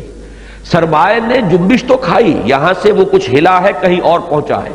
لیکن وہ بین الاغنیاء منکم ہو رہا ہے۔ وہ سرمایہ جو ہے گویا کہ چکی پیس تو رہی ہے، لیکن اس طور سے پیس رہی ہے کہ اس سے جو بھی آٹا نکل رہا ہے وہ صرف ایک طبقے کے اندر جو ہے وہ محدود ہے، اور باقی طبقات جو ہے اس سے محروم ہو رہے ہیں۔ اسلام یہ چاہتا ہے کہ یہ شکل نہ ہو، اور ایسی یعنی پالیسی سٹیٹمنٹ یہ ہے، ہدف یہ ہے، آبجیکٹو یہ ہے کہ آزادی بھی برقرار رہے۔ وہ جو ایک جبر محض کی صورت ہے وہ فطرت انسانی کے اندر جو مضمر اس کی صلاحیتیں ہیں ان کو اس سے وہ ٹھٹر کر رہ جائیں گی، سکڑ کر رہ جائیں گی۔ اللہ چاہتا ہے کہ جو کچھ آپ کے اندر ہے برابر ہر چیز اندر سینہ داری، جو صلاحیتیں آپ میں ہیں وہ پورے طور پر بروئے کار آئیں۔ اس کے لیے ضروری ہے کہ آزادی کا کوئی ماحول برقرار رہے، لیکن آزادی کا منطقی نتیجہ ہے آگے اور پیچھے ہو جانا، کچھ لوگ آگے جائیں گے، کچھ پیچھے رہ جائیں گے۔ اب ان میں ہے یہ وہ پالیسی سٹیٹمنٹ ہے کہ لا یکون دولتم بین الاغنیاء منکم، اس میں سے ایک اہم سٹیپ جو ہے کہ اس ہدف کو حاصل کرنے کے لیے، اس آبجیکٹو کو اچیو کرنے کے لیے اہم جو اقدامات شریعت نے تجویز کیے ہیں ان میں سے ایک یہ ہے۔ سب سے پہلا تو یہ ہے زکوٰۃ، حیض کی ایک حد مقرر کر دی، جو اس حد سے آگے گزر جائے اس کا جو بھی فاضل سرمایہ ہوگا اس میں سے زکوٰۃ لے کر لوٹا دی جائے گی ان لوگوں کی طرف کے جو اس حد سے نیچے ہیں۔ زکوٰۃ کے بارے میں الفاظ بڑے پیارے ہیں حدیث کے، تُؤْخَذُ مِنْ أَغْنِيَائِهِمْ وَتُرَدُّ إِلَىٰ فُقَرَائِهِمْ۔ اگرچہ یہ بات نوٹ کر لیجئے کہ اس سے فقیر سے مراد یہاں وہ نہیں ہے جسے فاقے پڑھ رہے ہو، بلکہ فقیر وہ ہے جو صاحب نصاب نہیں ہے۔ جس کے پاس 7 تولے سونا نہیں ہے وہ فقیر ہے، جس کے پاس 52 تولے چاندی نہیں ہے وہ فقیر ہے۔ تو فقیر سے مراد یہاں پر وہ نہیں ہے کہ جو گلیوں میں گھوم رہا ہو اور مانگتا پھر رہا ہو اور جس کو روٹی کے لالے پڑے ہوئے ہو، بلکہ یہ طبقات سوسائٹی کے 2 حصوں میں تقسیم کیا گیا۔ ایک لائن کھینچ دی گئی جسے ہم کہتے ہیں کہ یہ نصاب ہے، جو اس سے اوپر ہیں وہ ڈونرز ہیں، جو اس سے نیچے رہ گئے وہ ریسیپینٹس ہیں۔ یہ دیں گے اور وہ لیں گے تاکہ یہ جو گیپ ہے یہ بڑھنے نہ پائے، ٹو برج دی گیپ، اس فصل کو اس یعنی کھائی کو کم سے کم رکھنے کے لیے سب سے بڑا انسٹرومنٹ جو ہے وہ زکوٰۃ اور عشر ہے۔ اور اس کے بعد آپ کو معلوم ہے کہ دنیا میں ایسے نظام بھی ہیں کہ جن میں وراثت کا قانون یہ ہے کہ صرف بڑے بیٹا جو ہے وہ ہوگا وارث، خود اس شخص کی اپنی اولاد جو ہے بقیہ وہ فقیروں کے درجے میں آ جاتی، کمی کاری بن کر رہ جاتے ہیں، اس لیے کہ وہاں آبجیکٹو کیا ہے، ان کا پورا معاشی، معاشرتی اور سماجی نظریہ یہ ہے کہ یہاں پر جو ایک ہیبت قائم ہے ہماری، وہ ہیبت قائم ہوتی ہے بڑی ہولڈنگ کے ذریعے سے۔ اگر یہ تقسیم ہوتی چلی گئی اور چھوٹی چھوٹی ہولڈنگز ہو گئیں تو جو ہماری ہیبت قائم ہے وہ ہیبت ختم ہو جائے گی۔ لہذا ایک جو ہے وارث ہوگا بڑا بیٹا، سارا جو ہے اسی کو وہ منتقل ہو جائے گی، جو بھی جائیداد ہے اور جاگیر ہے اور زمین ہے، اور باقی سب جو ہے بھائی بھی ان کے جو ہیں وہ بالکل ملازمین اور کمی کاری اور ہر طرح سے ان کے بھکاری اور ان کے دست نگر بن کر جاتے تھے۔ اسلام نے اس کے برعکس وراثت کا قانون، تقسیم کرو، توڑو اسے، کاٹو اسے، ٹکڑوں کے اندر تقسیم کر دو۔ یہ بھی ایک بہت بڑا پالیسی سٹیٹمنٹ کے اعتبار سے بہت اہم اقدام ہے کہ وہ یہ نہیں چاہتا کہ ارتکاز ہو، بلکہ یہ چاہتا ہے کہ یہ ڈسٹریبیوشن ہو اور ڈسیمینیشن ہو، یہ پھیلے اور معاشرے کے اندر منتشر ہو جائے کہ لا یکون دولۃ بین الاغنیاء منکم۔ اب اسی میں آپ شامل کرتے چلے جائیے کہ اب یہ فے کا معاملہ ہے۔ ظاہر بات ہے کہ اگر جو لوگ کے جنگوں میں حصہ لے رہے ہیں، بہت سے ہو سکتے ہیں مسلمان معاشرے میں افراد وہ جنگ میں حصہ لینے کے قابل نہیں ہیں، مریض ہیں، کسی اور وجہ سے معذور ہیں، یا یتیم بچے ہیں، یا اور کسی پہلو سے وہ لوگ کہ جو باقاعدہ جنگ میں حصہ لینے والے نہیں ہیں۔ اب مال غنیمت میں سے تو انہیں حصہ نہیں مل سکتا، وہاں سے تو ظاہر بات ہے کہ وہ حصہ تو انہی کا ہے جنہوں نے کہ بالفعل جنگ میں حصہ لیا ہے۔ تو فے کے معاملے کو عام کر دیا کہ ان سے ہٹا کر اب یہ معاملہ جو ہے سارا کا سارا، ظاہر بات ہے اللہ کے لیے، اللہ کے رسول کے لیے، اور اللہ کے رسول نے تو اپنا معیار زندگی جو کچھ رکھا ہے وہ سب کو معلوم ہے کہ وہ بالکل قوت لا یموت بھی اس کو نہیں کہا جا سکتا۔ فاقے پر فاقے آتے تھے، ایسا ایسا وقت آتا تھا کہ کئی وقت گزر گئے ہیں اور چولہوں کے اندر آگ بھی نہیں جلی ہے، تو انہوں نے اپنا معیار اتنا رکھا۔ تو یہ سارا جو بھی بچا ہے وہ در حقیقت کس کے لیے تھا؟ وہ للیتامی والمساکین وابن السبیل۔ اس میں اور بہت سے اقدام ہیں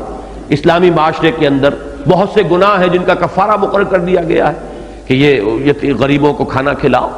اطعام مساکین جو ہے وہ جیسا کہ ہم پڑھا ہے سورہ مجادلہ میں بھی،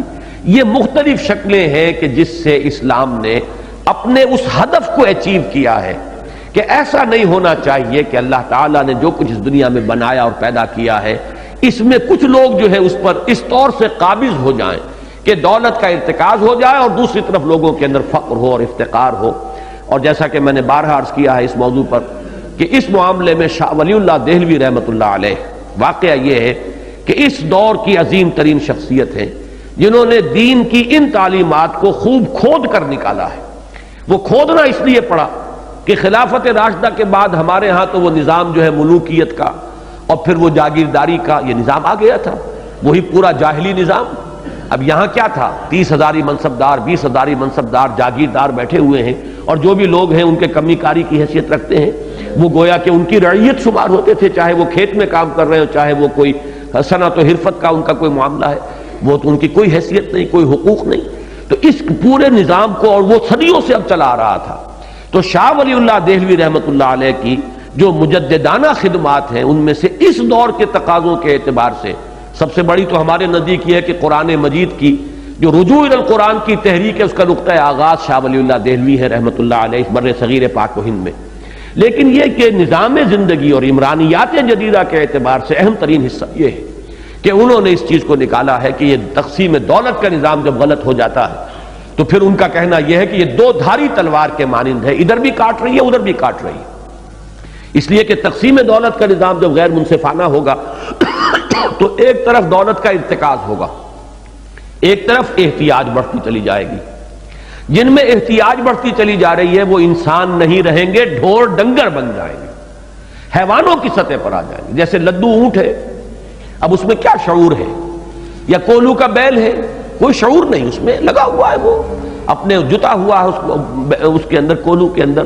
یا کوئی رہٹ چلا رہا ہے۔ اسی طریقے سے وہ غریب آدمی جو 8 گھنٹے 10 گھنٹے 12 گھنٹے کمر توڑ دینے والی مشقت کر کے بمشکل اپنے لیے اور اپنے بال بچوں کے لیے روٹی کا بندوبست کر رہا ہو، اب آپ کیسے تصور کریں گے کہ اس میں اعلیٰ جذبات بھی پیدا ہو سکیں اور اعلیٰ فکر بھی ہو، کچھ سوچ بھی اس کی انسانی سوچ ہو، کچھ اللہ کے ساتھ وہ لو لگائے، رات کو بھی جاگے، اس کے اندر جو اعلیٰ اللہ تعالیٰ نے صلاحیتیں رکھی ہیں وہ بھی پروان چڑھے؟ وہ تو حیوان بن کر رہ گیا ہے، وہ تو بالکل لدو اونٹ ہے یا وہ کولو کا بیل ہے۔ تو وہ انسانیت کے اس مقام سے گر جاتے ہیں، اور دوسری طرف جن کے پاس دولت کا ارتکاز ہو جاتا ہے وہ پھر عیاشیاں کریں گے، ان سے پھر ظاہر بات ہے دولت جو ہے جو برائیاں لے کر آتی ہے۔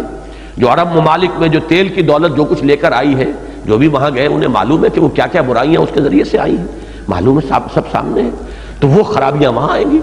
پھر یہ کہ ایک ایک شادی کے اوپر لاکھوں روپے صرف ہوں گے، ایک ایک دعوت جو ہے وہ لاکھوں روپے پر اس کا خرچہ ہوگا، اور جو ایک ایک پتے کے ساتھ جو ہے قمقمہ بجلی کا لگا دیا جائے گا، پھر وہ تبذیر ہوگی، وہ دھوس جمائی جائے گی اپنی دولت کی، اور لوگوں کے دلوں کے اندر جو ہے وہ بھٹیاں روشن کی جائیں گی انتقامی جذبات کی۔ انہیں محسوس ہوگا کہ ہم محروم ہیں، یہ ہمارا خون پسینہ ہے۔ کوئی مظاہرے جو ہے اس کا احساس تو یہی ہے کہ ہمارا خون پسینہ ہے، کہ جس سے یہ ان کی حویلیاں جو ہیں یہ روشن ہیں، اور ان کی کوٹھیاں جو ہیں ان میں یہ ساز و سامان جمع ہو رہا ہے۔ اس سے پھر طبقاتی تقسیم، پھر وہ کلاس کانشسنس، پھر کلاس سٹرگل، کلاس کانفلکٹ، یہ سارے فسادات جو ہیں اس کے ذریعے سے لازماً رونما ہوں گے۔ تو یہ ہے اصل وہ جو پالیسی سٹیٹمنٹ ہے کہ کہ لا یکون دولتم بین الاغنیاء منکم، جیسے کہ اسلام کے سماجی نظام کے ضمن میں نے بارہا عرض کیا ہے، ایک چیز معین کی، لا تقربوا الزنا انہ کان فاحشۃ وساء سبیلا۔ اب یہ ایک ہدف معین ہو، زنا کے قریب تک نہ پھٹکو، وہ بہت ہی بری راہ ہے اور بہت ہی فحش کام ہے۔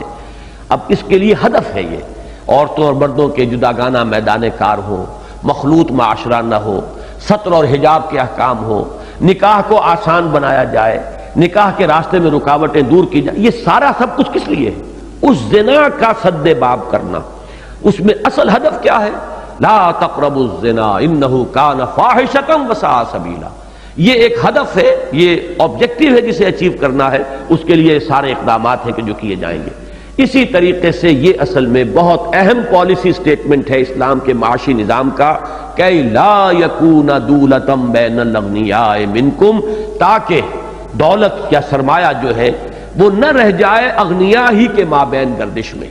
یہاں یکونا کا فاعل جو ہے وہ افا اللہ کی طرف جائے گا۔ یہ چونکہ آ رہا ہے کس کے لیے؟ یہاں پر جو بات کا سبب بنا ہے، جو سبب نزول کہہ لیجئے، وہ مال فے ہے۔ تو مال فے کے حکم کے ضمن میں یہ بات آ رہی ہے تاکہ وہ امراء ہی کے ہاں گردش میں نہ رہ جائے۔ جو لوگ جنگ میں حصہ لے رہے ہیں، صاحب حیثیت ہیں، اب انہی کے اندر یہ سب کچھ تقسیم کر دیا گیا، تو وہ فقراء مساکین وہ تو پھر پیچھے کے پیچھے رہ جائیں گے، اور یہ گیپ جو ہے بڑھتا چلا جائے گا جیسے جیسے فتوحات ہوں گی اور اللہ تعالیٰ کی طرف سے جو ہے مال غنیمت کے دروازے کھلیں گے۔ اگر یہ مدیں اس طریقے سے رکھ نہ دی جائیں تو یہ تقسیم بڑھتی چلی جائے گی، اور یہ گیپ جو ہے یہ بڑھتا چلا جائے گا۔ اس کو روکنا مقصود ہے۔ یہی وجہ ہے کہ اس مال فے کو اندر اصل مدیں شامل کر دی گئیں۔ ما فا اللہ علی رسولہ من اہل القریٰ فللہ وللرسول ولذی القربى والیتامی والمساکین وابن السبیل کی لا یکون دولتم بین الاغنیاء منکم وما آتاکم الرسول فخذوہ وما نہاکم عنہ فانتہوا۔ اور جو کچھ رسول تمہیں دے دیں لے لو،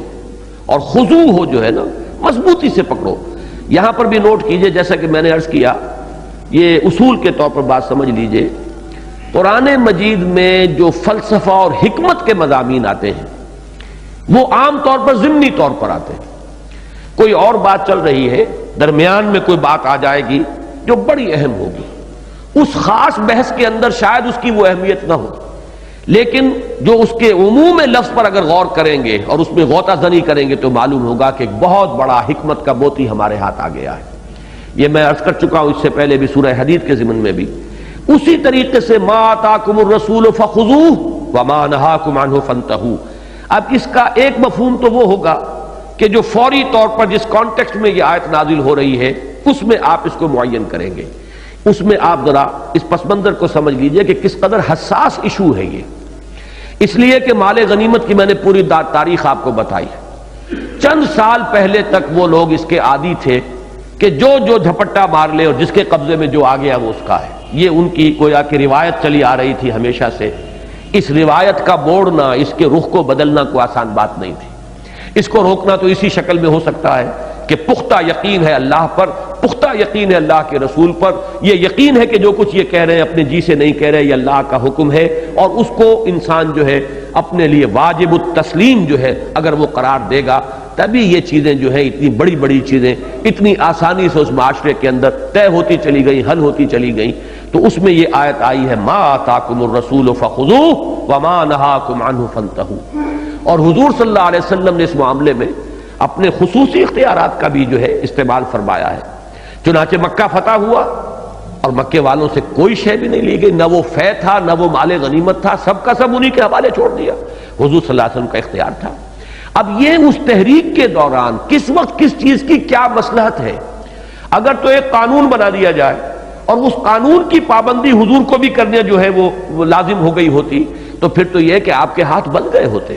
جبکہ ایک تحریک کے دوران جو بھی اس کا سربراہ ہے وہ جانتا ہے کہ اس وقت کس چیز کی مصلحت زیادہ ہے، اس وقت کس چیز کی ضرورت جو ہے وہ اس تحریک کے اعتبار سے وہ اہمیت کے پہلو سے بہت بڑھ گئی ہے۔ لہذا اس معاملے میں قانون کیا رہنا چاہیے، جو رسول دے دے قبول کر لو، بلکہ مضبوطی سے تھام لو، اور جس چیز سے روک دے رک جاؤ۔ یہ ہے اصل ایمان، یہ ہے در حقیقت اللہ کے رسول پر ایمان کا جو حاصل ہے، لب لباب ہے، خلاصہ ہے۔ یہ جذبہ ہوگا تو کوئی کسی معاملے میں کہیں کوئی تمہارے لیے کوئی الجھن پیش نہیں آئے گی، لیکن اگر کہیں اس جذبے میں کمی ہے تو پھر تو 100 طرح کے سوال ہو سکتے ہیں۔ یہی سوال ہو سکتا ہے جو میں نے خود کیا آپ کے سامنے، جس کی وجہ سے امام راضی نے کہا، اس رائے کو زیادہ وہ قوی قرار دے رہے ہیں کہ یہ آیات جو ہے غزوہ بنی النضیر پر پورے طور پر منطبق ہی نہیں ہوتی، یہ تو فدق کا معاملہ ہے۔ اس لیے کہ بہرحال ایک شخص آرگو کر سکتا ہے کہ اگر ہم نہ آئے ہوتے، اگر ہم نے یہاں پر یہ محاصرہ نہ کیا ہوتا، اگر دشمن کو یہ معلوم نہ ہوتا کہ یہ مرنے مارنے پر تل چکے ہیں، تو کیا یہ آسانی سے یہ اپنا جو سرنڈر کرنے کے لیے تیار ہو جاتے؟ تو دلیل تو ان کے پاس موجود تھی کہ اس میں ہمارا حصہ ہے۔ اصل شے یہ نہیں ہے، اصل شے کیا ہے؟ ما آتاکم الرسول فخذوہ وما نہاکم عنہ فانتہوا۔ اب یہ تو ہوا خاص اس پس منظر میں، جیسا کہ میں نے عرض کیا پہلے مال غنیمت کے معاملے میں، جیسا کہ میں نے عرض کیا تھا پہلے تو جیسے کہتے ہیں محاورے میں کہ زمین ہی ان کے قدموں تلے سے نکال لی گئی کہ یہ جو انفال ہے یہ ہے ہی اللہ اور اس کے رسول کے، جاؤ چھٹی کرو، تم میں سے کسی کا کوئی حق ہے ہی نہیں۔ یسألونک عن الانفال قل الانفال للہ والرسول، یہ اللہ اور اس کے رسول کا حصہ، کسی اور کا اس میں کوئی حصہ ہی نہیں۔ پہلے تو یہ بات کہی گئی۔ اگر وہ تربیت نہ ہو گئی ہوتی تو اسی وقت لوگ کھڑے ہو جاتے، کیسے یہ کیا بات کہہ دی گئی، ہمارا حق ہے، ہم نے یہاں پر آ کے اپنا خون بہایا ہے، ہم نے یہاں پہ رزق لیا ہے، جانیں ہتھی ہتھیلی پر رکھ کر آئے ہیں تو ہمارا حق ہے، لیکن نہیں، قطعا نہیں۔ اس کے بعد ظاہر بات ہے کہ جو بھی دے دیا گیا کہ خمس جو ہے اس کے لیے باقی 4 حصے تمہارے مابین تقسیم ہو جائیں گے۔ اب یہ فے کا معاملہ تو اتنا کٹھن تھا کہ کوئی حصہ تمہارا ہے ہی نہیں سرے سے، یہ پورا کا پورا مال۔ اور جیسا کہ میں نے عرض کیا پہلی مرتبہ بڑے پیمانے پر یہ اموال جو ہے دشمنوں سے مسلمانوں کو ملے تھے، اتنے بڑے پیمانے پر۔ یہود کا قبیلہ دولت مند سرمایہ دار، ان کا اسلحہ، ان کا ساز و سامان، ان کا وہ گھر جو بھی کچھ انہوں نے توڑ پھوڑ بھی دیے تھے، لیکن پھر بھی کتنا کوئی ساز و سامان ہوگا، 3 گھر جو ہے وہ ایک اونٹ پر کیا کچھ لاد کر لے گئے ہوں گے، باقی سب کچھ وہیں پڑا ہوا تھا۔ پھر ان کے باغات تھے، ان کی زمینیں تھیں، لیکن یہ کہ اس کے بارے میں کس درجے ان حضرات نے، صحابہ کرام نے رضی اللہ تعالی عنہم اجمعین، جس طریقے سے سر تسلیم خم کیا ہے کہ جو حکم ہے، ابھی میں عرض کروں گا انصار کے ذکر جب آئے گا کہ کس طریقے سے انہوں نے ایثار کیا ہے، جس کی تعریف یہاں کی جا رہی ہے۔ تو اصل میں یہاں دین کی اصل روح جو ہے، جیسا کہ میں نے عرض کیا کہ فلسفہ نظام دین کے نظام کا جو فلسفہ ہے، اس میں نظام معیشت کے اعتبار سے اہم ترین ہدف ان الفاظ میں یہاں آ گیا کہ لا یکون دولتم بین الاغنیاء منکم۔ اسی طرح روح دین کیا ہے؟ ما آتاکم الرسول فخذوہ وما نہاکم عنہ فانتہوا۔ اسی سے سارا معاملہ چلے گا کہ صرف قرآن ہی نہیں ہے اسلامی شریعت کا ماخذ، حدیث رسول ہے، فرمان رسول ہے، عمل رسول ہے، تقریر رسول ہے، جس کا میں نے شروع میں وضاحت کی تھی۔ یہ تمام چیزیں بھی ہمارے دین کے اس قانونی نظام کا ایک ماخذ ہے، اس کی جڑ ہے، بنیاد ہے۔ چنانچہ حضرت عبداللہ ابن مسعود رضی اللہ تعالیٰ عنہ نے ایک مرتبہ کہیں وعظ کے اندر ایک بات فرما دی کہ جو عورتیں اس طرح کا فیشن کرتی ہیں، وہ بالوں کی ایک خاص جو وضع قطع بنانی شروع کی گئی تھی، ان پر اللہ نے لعنت فرمائی ہے۔ اب ایک خاتون آ گئی کہ یہ آپ نے کیسے کہہ دیا؟ قرآن میں بھی پڑھتی ہوں، قرآن میں تو یہ نہیں ہے، اللہ نے تو نہیں فرمایا، اللہ نے لعنت نہیں فرمائی۔ حضرت عبداللہ ابن مسعود نے فرمایا کہ بیٹی تم قرآن میں یہ آیت نہیں پڑھتی، ما آتاکم الرسول فخذوہ وما نہاکم عنہ فانتہوا؟ ان کا جی یہ تو آیت میں نے پڑھی ہے قرآن میں، تو حضور نے لعنت فرمائی ہے، تو جب حضور نے لعنت فرمائی ہے تو اس کا مطلب ہے کہ اللہ نے لعنت فرمائی ہے۔ جب قانون یہ ہے، اب اس کو اگر ہم اپنے دلوں میں راسخ کر لیں یہ ساری بحثیں جو اس وقت چل رہی ہیں قانون اسلامی کے بارے میں، یہ وحشیانہ ہے اور یہ فلاں ہے اور یہ غیر منصفانہ ہے، اور خواتین کی دیت کا مسئلہ اور قانون کا مسئلہ اور شہادت کا مسئلہ اور رجم کا مسئلہ، یہ سارے مسائل جو ہے یہ یقیناً کراپ اپ ہو جائیں گے جب اس معاملے میں کمزوری ہوگی۔ ما آتاکم الرسول فخذوہ وما نہاکم عنہ فانتہوا، یہ روح دین ہے، یہ لب لباب ہے اس نظام کے اعتبار سے۔ بحیثیت کل جو ہے روح وہ یہ ہے، جو رسول تمہیں دیں خذوہ، پکڑو اس کو مضبوطی کے ساتھ، یعنی صرف لے لو نہیں، قبول کر لو نہیں، مضبوطی سے تھامو۔ یہ ان کا عطیہ ہے، ان کی دین ہے، ان کا حکم ہے، اب عام ہو جائے گا، اس لیے کہ یہی لفظ آیا ہے یا یحییٰ خذ الکتاب بقوہ وآتیناہ الحکم صبیہ۔ سورہ مریم میں فرمایا اے یحییٰ کتاب کو مضبوطی سے پکڑ لو۔ تو ما آتاکم الرسول فخذوہ وما نہاکم عنہ فانتہوا، اور جس چیز سے وہ روک دیں تمہیں رک جاؤ۔ یہ ہے لب لباب اور حاصل دین کی روح کا۔ واتقوا اللہ، اللہ کا تقوی اختیار کرو، ان اللہ شدید العقاب، یقیناً اللہ تعالی عقوبت میں بھی بہت سخت ہے، اگرچہ وہ رحیم ہے، غفور ہے، ودود ہے، تواب ہے، غفار ہے، سب ہے، لیکن شدید العقاب بھی ہے، عزیز ذو انتقام بھی ہے، انتقام لینے والا زبردست اور صدا دینے والا بہت سخت۔ تو یہ چیز جو ہے اس کو بھی پیش نظر رکھو۔ للفقراء المہاجرین، ابھی یہ لام جو آ رہا ہے یہ گویا کہ وہی للہ ولرسولہ، اس کے ساتھ ہی للفقراء المہاجرین، اگرچہ ایک حکم عام تو اوپر آ چکا، لیکن اس وقت خاص سچویشن میں ایک اور حکم دیا جا رہا ہے کہ اس مال فے کے جو سب سے بڑھ کر اس وقت حقدار ہیں، وہ فوری طور پر جو سچویشن اس وقت مدینے میں موجود تھی، للفقراء المہاجرین، مہاجرین کے فقراء، وہ لوگ جو مکے سے گھر بار چھوڑ کر، اہل و عیال کو چھوڑ کر، اپنے گھروں کو چھوڑ کر، ساز و سامان چھوڑ کر نہتے نکل آئے، وہ لوگ جو ہیں وہ اس کے سب سے بڑھ کر مستحق ہیں۔ یہ ایک بہت بڑا مسئلہ تھا عملی کہ جو اس معاشرے میں پیدا ہوا تھا، اور آپ کو معلوم ہے کہ فوری طور پر تو حضور نے اس کا جو معاملہ کیا تھا مواخات، بھائی بنا دیا، اور بہت بڑا تاریخ کے اندر یہ واقعہ جو ہے اس کی کوئی مثال نہیں مل سکتی، اور کہ جس طریقے سے انصار نے اپنے گھر تقسیم کیے، اپنی زمینیں تقسیم کر دیں، باغات تقسیم کر دیے، اپنے کاروبار تقسیم کر دیے، دکانیں تقسیم کر دیں، یہاں تک کہ وہ واقعہ اس کے بیان کرنے میں ذرا حجاب آتا ہے، اس لیے کہ جو بھی اس وقت معاشرے کی ہماری کچھ اقدار بن گئی ہوتی ہیں اس میں وہ چیز بڑی عجیب سی محسوس ہوتی ہے کہ ایک انصاری صحابی نے اپنے بھائی مہاجر کو گھر میں لا کر، 2 بیویاں تھیں ان کی، گھر میں لا کے کھڑا کر دیا، پردے کے احکام اس وقت تک تھے ہی نہیں، وہاں کوئی حجاب نہیں تھا، ان کا کہ یہ میری 2 بیویاں ہیں، تمہیں جو پسند ہو میں اسے طلاق دے دوں، تم ان سے شادی کر لو، مجھے یہ گوارا نہیں ہے کہ میرے گھر میں 2 بیویاں موجود ہوں اور میرے بھائی کا گھر آباد نہ ہو۔ تو انہوں نے خیر اس سے معذرت کی کہ نہیں، مجھے اس کی ضرورت نہیں ہے، بہرحال یہاں تک کا ایثار ہے ان کا۔ لیکن اب یہ مرحلہ ایک آ گیا تھا کہ اس موقع پر پھر خصوصی طور پر اس مال فے میں سے جو بڑے پیمانے پر مسلمانوں کے ہاتھ لگا، اب ان کی مد جو ہے علیحدہ سے معین کر دی گئی، للفقراء المہاجرین الذین اخرجوا من دیارہم۔ اب یہ ان کی مدح ہو رہی ہے، ان کی تعریف کی جا رہی ہے، وہ کہ جو اپنے گھروں سے نکالے گئے، وہ اموالہم، اور اپنے مالوں سے، مال سب کو چھوڑ کر وہاں آئے تھے اپنے گھر بار، یبتغون فضلا من اللہ ورضوانا، وہ تو متلاشی ہیں، جویا ہیں، چاہتے ہیں 2 چیزیں، اللہ کا فضل اور اس کی رضا۔ یہ فضلا من اللہ سے مراد یہاں جنت ہے، سورہ حدید میں ہم پڑھ آئے ہیں ذالک فضل اللہ یؤتیہ من یشاء واللہ ذو الفضل العظیم، وہ جنت، وہ کہ جس کے بارے میں فرمایا کہ سابقوا الی مغفرۃ من ربکم وجنۃ عرضھا کعرض السماء والارض اعدت للذین آمنوا باللہ ورسلہ ذالک فضل اللہ یؤتیہ من یشاء واللہ ذو الفضل العظیم۔ تو وہ جنت کے بھی طالب ہیں اور اللہ کی رضا، اللہ کی رضوان، اللہ ہم سے راضی ہو جائے۔ یہ جو آتے ہیں پچھلی صورت کے اندر آخر میں جو الفاظ آئے تھے رضی اللہ عنہم ورضوا عنہ، اللہ ان سے راضی ہو گیا، وہ اس سے راضی ہو گئے۔ یہ ایک کیفیت جو ہے باہمی رضامندی، ایک دوسرے کی رضا پر راضی ہو جانا، یہ ہے در حقیقت راضی برضائے رب رہنا، جو جمعے میں بھی اس مرتبہ بڑی تفصیل سے زیر بحث آئی تھی بات۔ تو ان کے 2 مقصود اور مطلوب ہیں، فضلا من اللہ ورضوان، وہ اللہ کا فضل چاہتے ہیں، مراد ہے جنت، اور وہ اللہ کی رضا چاہتے ہیں۔ وَيَنْصُرُونَ اللَّهَ وَرَسُولَهُ، اور وہ کمر کسے ہوئے اللہ اور اس کے رسول کی مدد کے لیے، جان ہتھیلی پر رکھے ہوئے ہیں، گھروں سے نکل آئے۔ ظاہر بات ہے کہ انصار کے لیے تو معاملہ ہوتا تھا اپنے گھروں سے نکلنے کا، وہ تو گھروں سے نکلے ہوئے ہیں، وہ بیڑیاں ان کے پاؤں میں اب ہے نہیں، ایک ہی جھٹکے سے ساری بیڑیاں وہ توڑ کر آئے ہیں، لہذا وہ تو گویا کہ ہر وقت جسے کہتے ہیں آپ آن کال ہیں،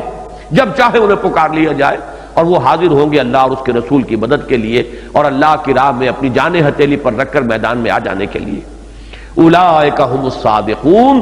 یہی ہیں جو سچے ہیں۔ یہ صادق اس معنی میں ہے جس معنی میں کہ سورہ حجرات میں بھی آیا ہے، انما المؤمنون الذین آمنوا باللہ ورسولہ ثم لم یرتابوا وجاہدوا باموالہم وانفسہم فی سبیل اللہ اولئک ھم الصادقون۔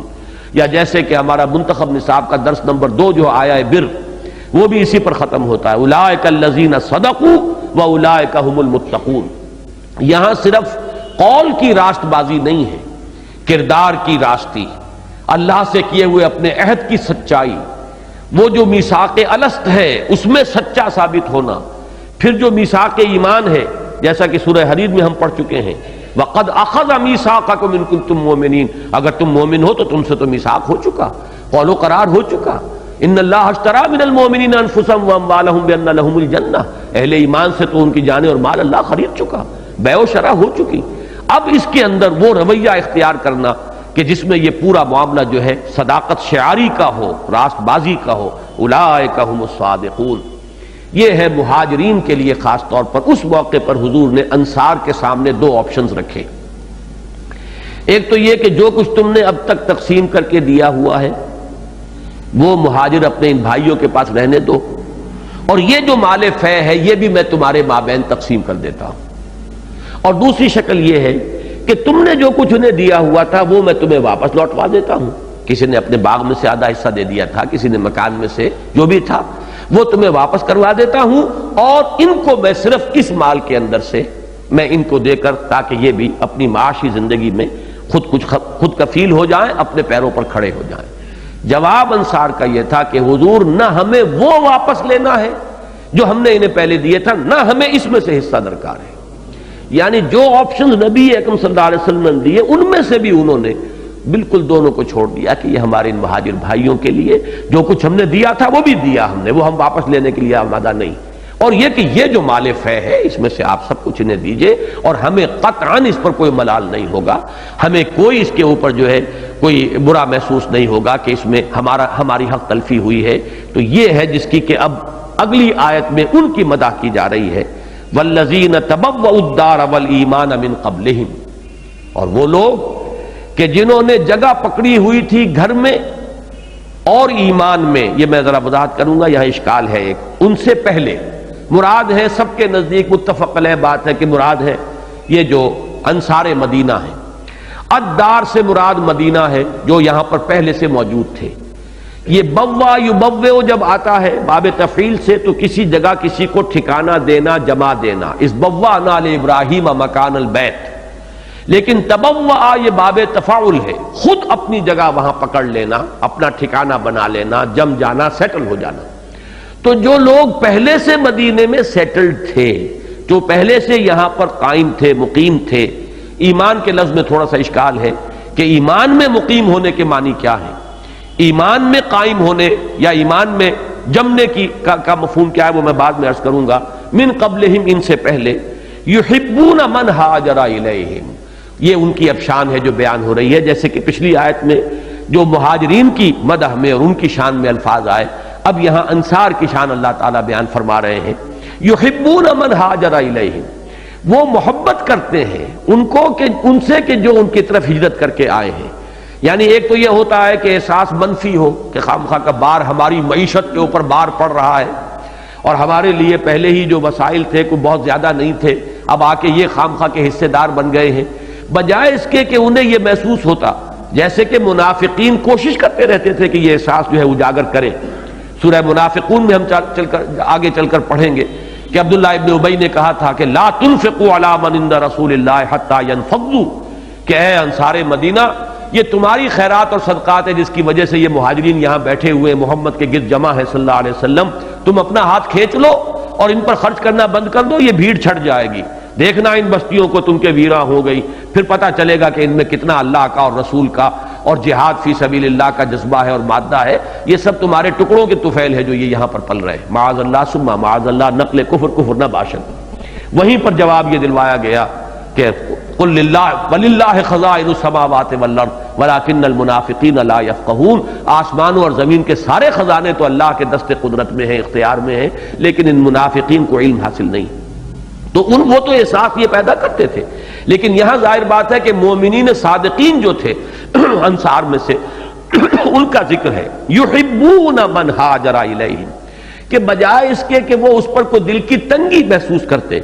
وہ تو انتہائی محبت کرتے ہیں ان سے کہ جو ہجرت کر کے ان کے پاس آئے ہیں۔ ولا یجدون فی صدورہم حاجۃ مما اوتوا، اور وہ اپنے دلوں میں کوئی خلش محسوس نہیں کرتے اس پر جو انہیں دیا گیا، کہ مہاجرین کو دیا جا رہا ہے اس پر انہیں کوئی خلش ہو، دل میں کوئی بے چینی محسوس ہو۔ یہ حاجہ کا لفظ جو ہے یہ دل میں ذرا کوئی غیظ و غضب کے جذبات جب ابھرتے ہیں کسی وجہ سے، ناپسندیدگی کی وجہ سے کسی معاملے میں، اس کے لیے بھی لفظ استعمال ہوتا ہے۔ اس لیے کہ جب احتیاج ہوتی ہے، ضرورت ہوتی ہے، تب بھی دل کے اندر اس طرح کی کیفیات ہوتی ہیں۔ تو دل تنگ جو ہے، یہ مجھے اب لفظ یاد آیا ایک شعر کا، ماہر القادری مرحوم کا یہ شعر ہے کہ مجاہدوں سے کہو اس قدر نہ ہو دل تنگ، کہیں کہیں سے ذرا مڑ گئی ہیں شمشیریں۔ تو زیادہ پریشان ہونے کی بات نہیں ہے، نقصان آتا ہی ہے۔ مجاہدوں سے کہو اس قدر نہ ہو دل تنگ، کہیں کہیں سے ذرا مڑ گئی ہیں شمشیریں۔ تو یہ دل کی تنگی جو ہے وہ ہے حاجہ، جیسے کہ تنگ حال ہوتا ہے آدمی، تنگ دست ہوتا ہے، تو دل کی بھی ایک تنگی سے محسوس ہونے لگتی ہے۔ تو یہاں فرمایا کہ لا یجدون فی صدورہم حاجۃ مما اوتوا، وہ اپنے دلوں میں کوئی تنگی محسوس نہیں کرتے اور کوئی خلش محسوس نہیں کرتے اس پر کہ جو انہیں دے دیا گیا، یعنی مہاجرین کو۔ وَيُؤْثِرُونَ عَلَىٰ أَنفُسِهِمْ وَلَوْ كَانَ بِهِمْ خَصَاصَةٌ، اور وہ تو ترجیح دیتے ہیں ان کو اپنے اوپر، اپنی ضروریات پر، خواہ خود ان کو فقر ہو، ان کو احتیاج ہو، ان کو بھوک لگی ہوئی ہو۔ بڑے بڑے واقعات ہیں یہ صحابہ کرام کے، کبھی حکایات صحابہ میں اس کو پڑھیے، سیر صحابہ کے مطالعے سے یہ چیزیں آئیں گی کہ حضور صلی اللہ علیہ وسلم نے کسی انصاری سے کہا کہ یہ کوئی مہمان ہے آج انہیں لے جاؤ۔ وہ گھر گئے اور بیوی نے بتایا کہ صرف اتنا ہی ہے کہ ہمارے بچے کھا سکتے ہیں اور کچھ نہیں ہے اس وقت موجود۔ کہا کہ بچوں کو تو خود جس طرح بھی ہو بہلا کر سلا دو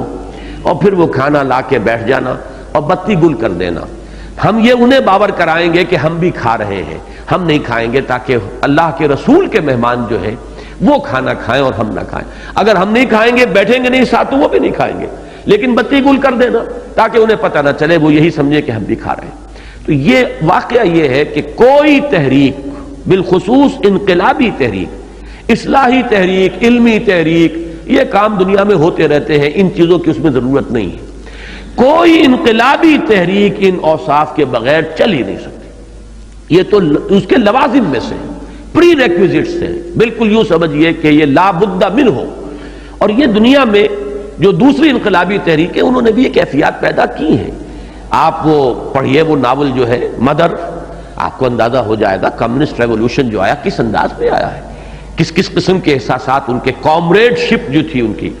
کہ ان کا یہ میرا ہم مقصد اور میرے نظریے میں میرا ساتھی، میرے مقصد میں میرا ساتھی، یہ جو میرا دست و بازو ہے، کس طرح انہوں نے اپنی خونی رشتوں کے اوپر اپنی اس رفاقت جو ہے اس کو ترجیح دی ہے۔ جب تک یہ شے نہیں ہوتی تو وہ کوئی تحریک انقلابی تحریک بن ہی نہیں سکتی۔ اور یہ واقعتاً صحابہ کرام اعلیٰ ترین نمونہ جو ہے وہ صحابہ کرام نے پیش کیا، یوسرون علی انفسہم ولو کان بہم خصاصہ، اور وہ اپنے اوپر، ایثار کہتے ترجیح کو، دوسرے کو ترجیح دینا، بل توسرون الحیات الدنیا والآخرۃ خیر وابقیٰ، تم دنیا کی زندگی کو ترجیح دیتے ہو حالانکہ آخرت جو ہے بہتر بھی ہے اور باقی رہنے والی بھی ہے۔ تو ایثار کے لفظی معنی ترجیح ہے، کسی شے کو ترجیح دینا کسی پر۔ اب جب ہم ایثار کرتے ہیں اس کا مطلب ہم دوسروں کو ترجیح دے رہے ہیں اپنے اوپر، اس کی ضرورت کو مقدم رکھ رہے ہیں اپنی ضرورت پر، اور اس کی پسند کو مقدم رکھ رہے ہیں اپنی پسند پر۔ تو یہ ترجیح کا معاملہ ہے۔ یوسرون علی انفسہم، وہ اپنے اوپر دوسروں کو، یعنی اپنے بھائیوں کو، مہاجرین کو، اپنے ان دینی ساتھیوں کو وہ ترجیح دیتے ہیں، ولو کان بہم خصاصہ، خواہ خود ان کے اوپر تنگی ہو، مشکل ہو، کڑا وقت ہو، فاقہ ہو۔ خصاصہ کا لفظ بھی سمجھ لیجئے کہ در حقیقت یہ لفظ آتا ہے فرج کے لیے. کہیں کوئی رخنا ہے، کوئی مکان ہے، اس کی دیوار میں تریڑ آ گئی، اسے خصاصہ کہیں گے. دروازہ ہے، اس کے اندر کوئی سوراخ ہو گیا، خصاصہ. دروازے کی تو مقصد یہ ہے کہ باہر اور اندر کے درمیان ایک وہ حجاب بن جائے. اگر سوراخ ہے اور نگاہ جا رہی ہے تو پھر وہ بھی خصاصہ کہلائے گا. لباس کہیں سے بوسیدہ ہے، پھٹا ہوا ہے، وہ خصاصہ کہلائے گا. اسی طریقے سے کوئی غلاف ہے، کوئی برقع ہے، وہ کہیں سے پھٹا ہوا، وہ خصاصہ کہلائے گا. تو اسی طریقے سے تنگی کی حالت بھی ایسی ہے جس میں انسان کی عزت نفس جو ہے گویا کہ وہ یعنی لوگوں کے سامنے آ جاتی ہے، اور اس اعتبار سے تنگی اور فقر اور احتیاج کے لیے بھی لفظ استعمال ہوتا ہے. وَلَوْ كَانَ بِهِمْ خَصَاصَةٌ، اور وہ بھی خصاصہ بھی اس نوعیت کا کہ نمایاں ہو رہا ہو کہ ان کی خود اپنی احتیاج ہے، ان کی اپنی ضرورت مندی ہے، وہ خود کو اس وقت اس اعتبار سے ظاہری اعتبار سے غنی نہیں ہے، اس کے باوجود وہ اپنے بھائیوں کو اپنے اوپر ترجیح دیتے ہیں. وَمَن يُوقَ شُحَّ نَفْسِهِ فَأُولَٰئِكَ هُمُ الْمُفْلِحُونَ، اور جو بچا لیا گیا اپنے نفس کے شح سے. یہ شح کا لفظ جو ہے یہ بہت مرتبہ آیا ہے قرآن مجید میں، آگے سورہ تغابن میں بھی آئے گا اسی الفاظ میں، وَمَن يُوقَ شُحَّ نَفْسِهِ فَأُولَٰئِكَ هُمُ الْمُفْلِحُونَ. شح کے معنی کیا ہیں؟ دیکھیے، انسان میں مال کی محبت کے دو رخ ہیں. ایک تو یہ کہ بہتات کی طلب زیادہ آئے اور آئے اور آئے، اس کے لیے لفظ ہوگا حرص اور تکاثر. تکاثر، الہاکم التکاثر حتی زرتم المقابر، تمہیں اس کثرت کی طلب نے اور بہتات کی طلب نے غافل کیے رکھا یہاں تک کہ قبروں تک جا پہنچے. اور حرص بھی اسی کو کہتے ہیں، مزید، حل من مزید، اور آئے. اور ایک ہے لفظ بخل، جو آ گیا ہے وہ خرچ نہ ہو، وہ جمع رہے، وہ دوسرا رخ ہو جائے گا اس کا، اسے سیت سیت کر رکھنا. الذی جمع مالا وعددہ یحسب ان مالہ اخلدہ، یہ ہے در حقیقت بخل. خرچ کرنے میں تنگی یہ بخل ہے، اور حاصل کرنے میں وہ اگر جوع البقر ہو گئی ہے اور انسان جو ہے لگا ہوا ہے مزید لینے میں، وہ ہے حرص اور تکاثر. شح جو ہے وہ اصل میں نفس انسانی کی وہ کیفیت ہے جو ان تمام بیماریوں کا منبع اور سرچشمہ ہے. شح جو ہے وہی بنیاد ہے بخل کی، شح ہی بنیاد ہے حرص کی اور تکاثر کی.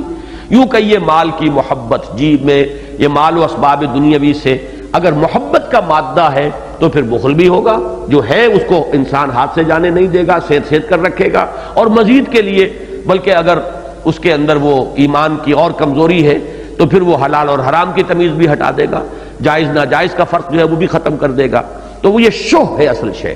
اور اس شح کے بارے میں فرمایا گیا ہے، ایک حدیث میں حضور فرماتے ہیں ثلاث منجیات و ثلاث مہلکات،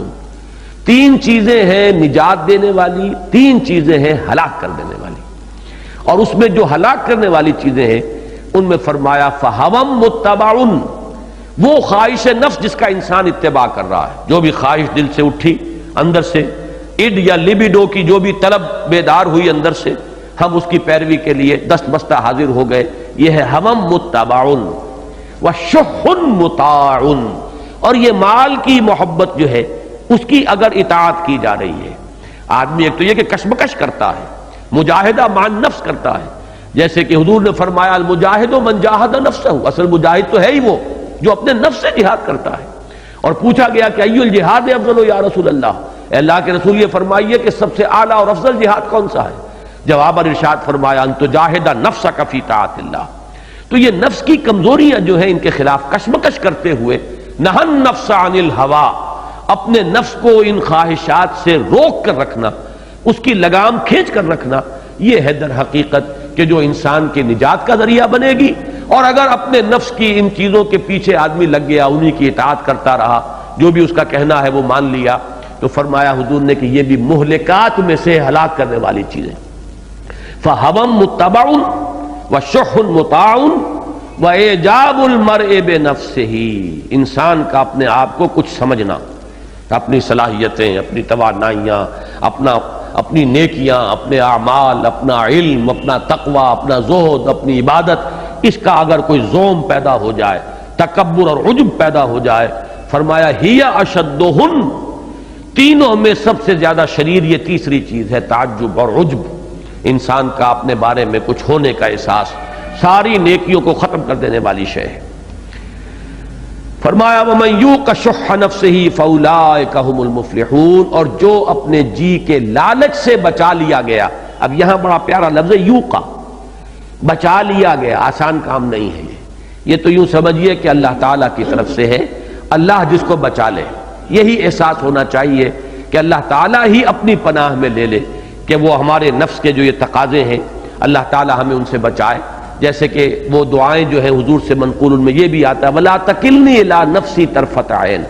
پروردگار مجھے اپنے نفس کے حوالے نہ کر دیجو، کبھی پلک جھپکنے جتنی دیر بھی مجھے میرے نفس کے حوالے نہ کر دیجو، بلکہ مجھے اپنی پناہ میں رکھ. نعوذ باللہ من شرور انفسنا ومن سیئات اعمالنا، ہم اللہ ہی کی پناہ طلب کرتے ہیں اپنے نفس کی شرارتوں سے.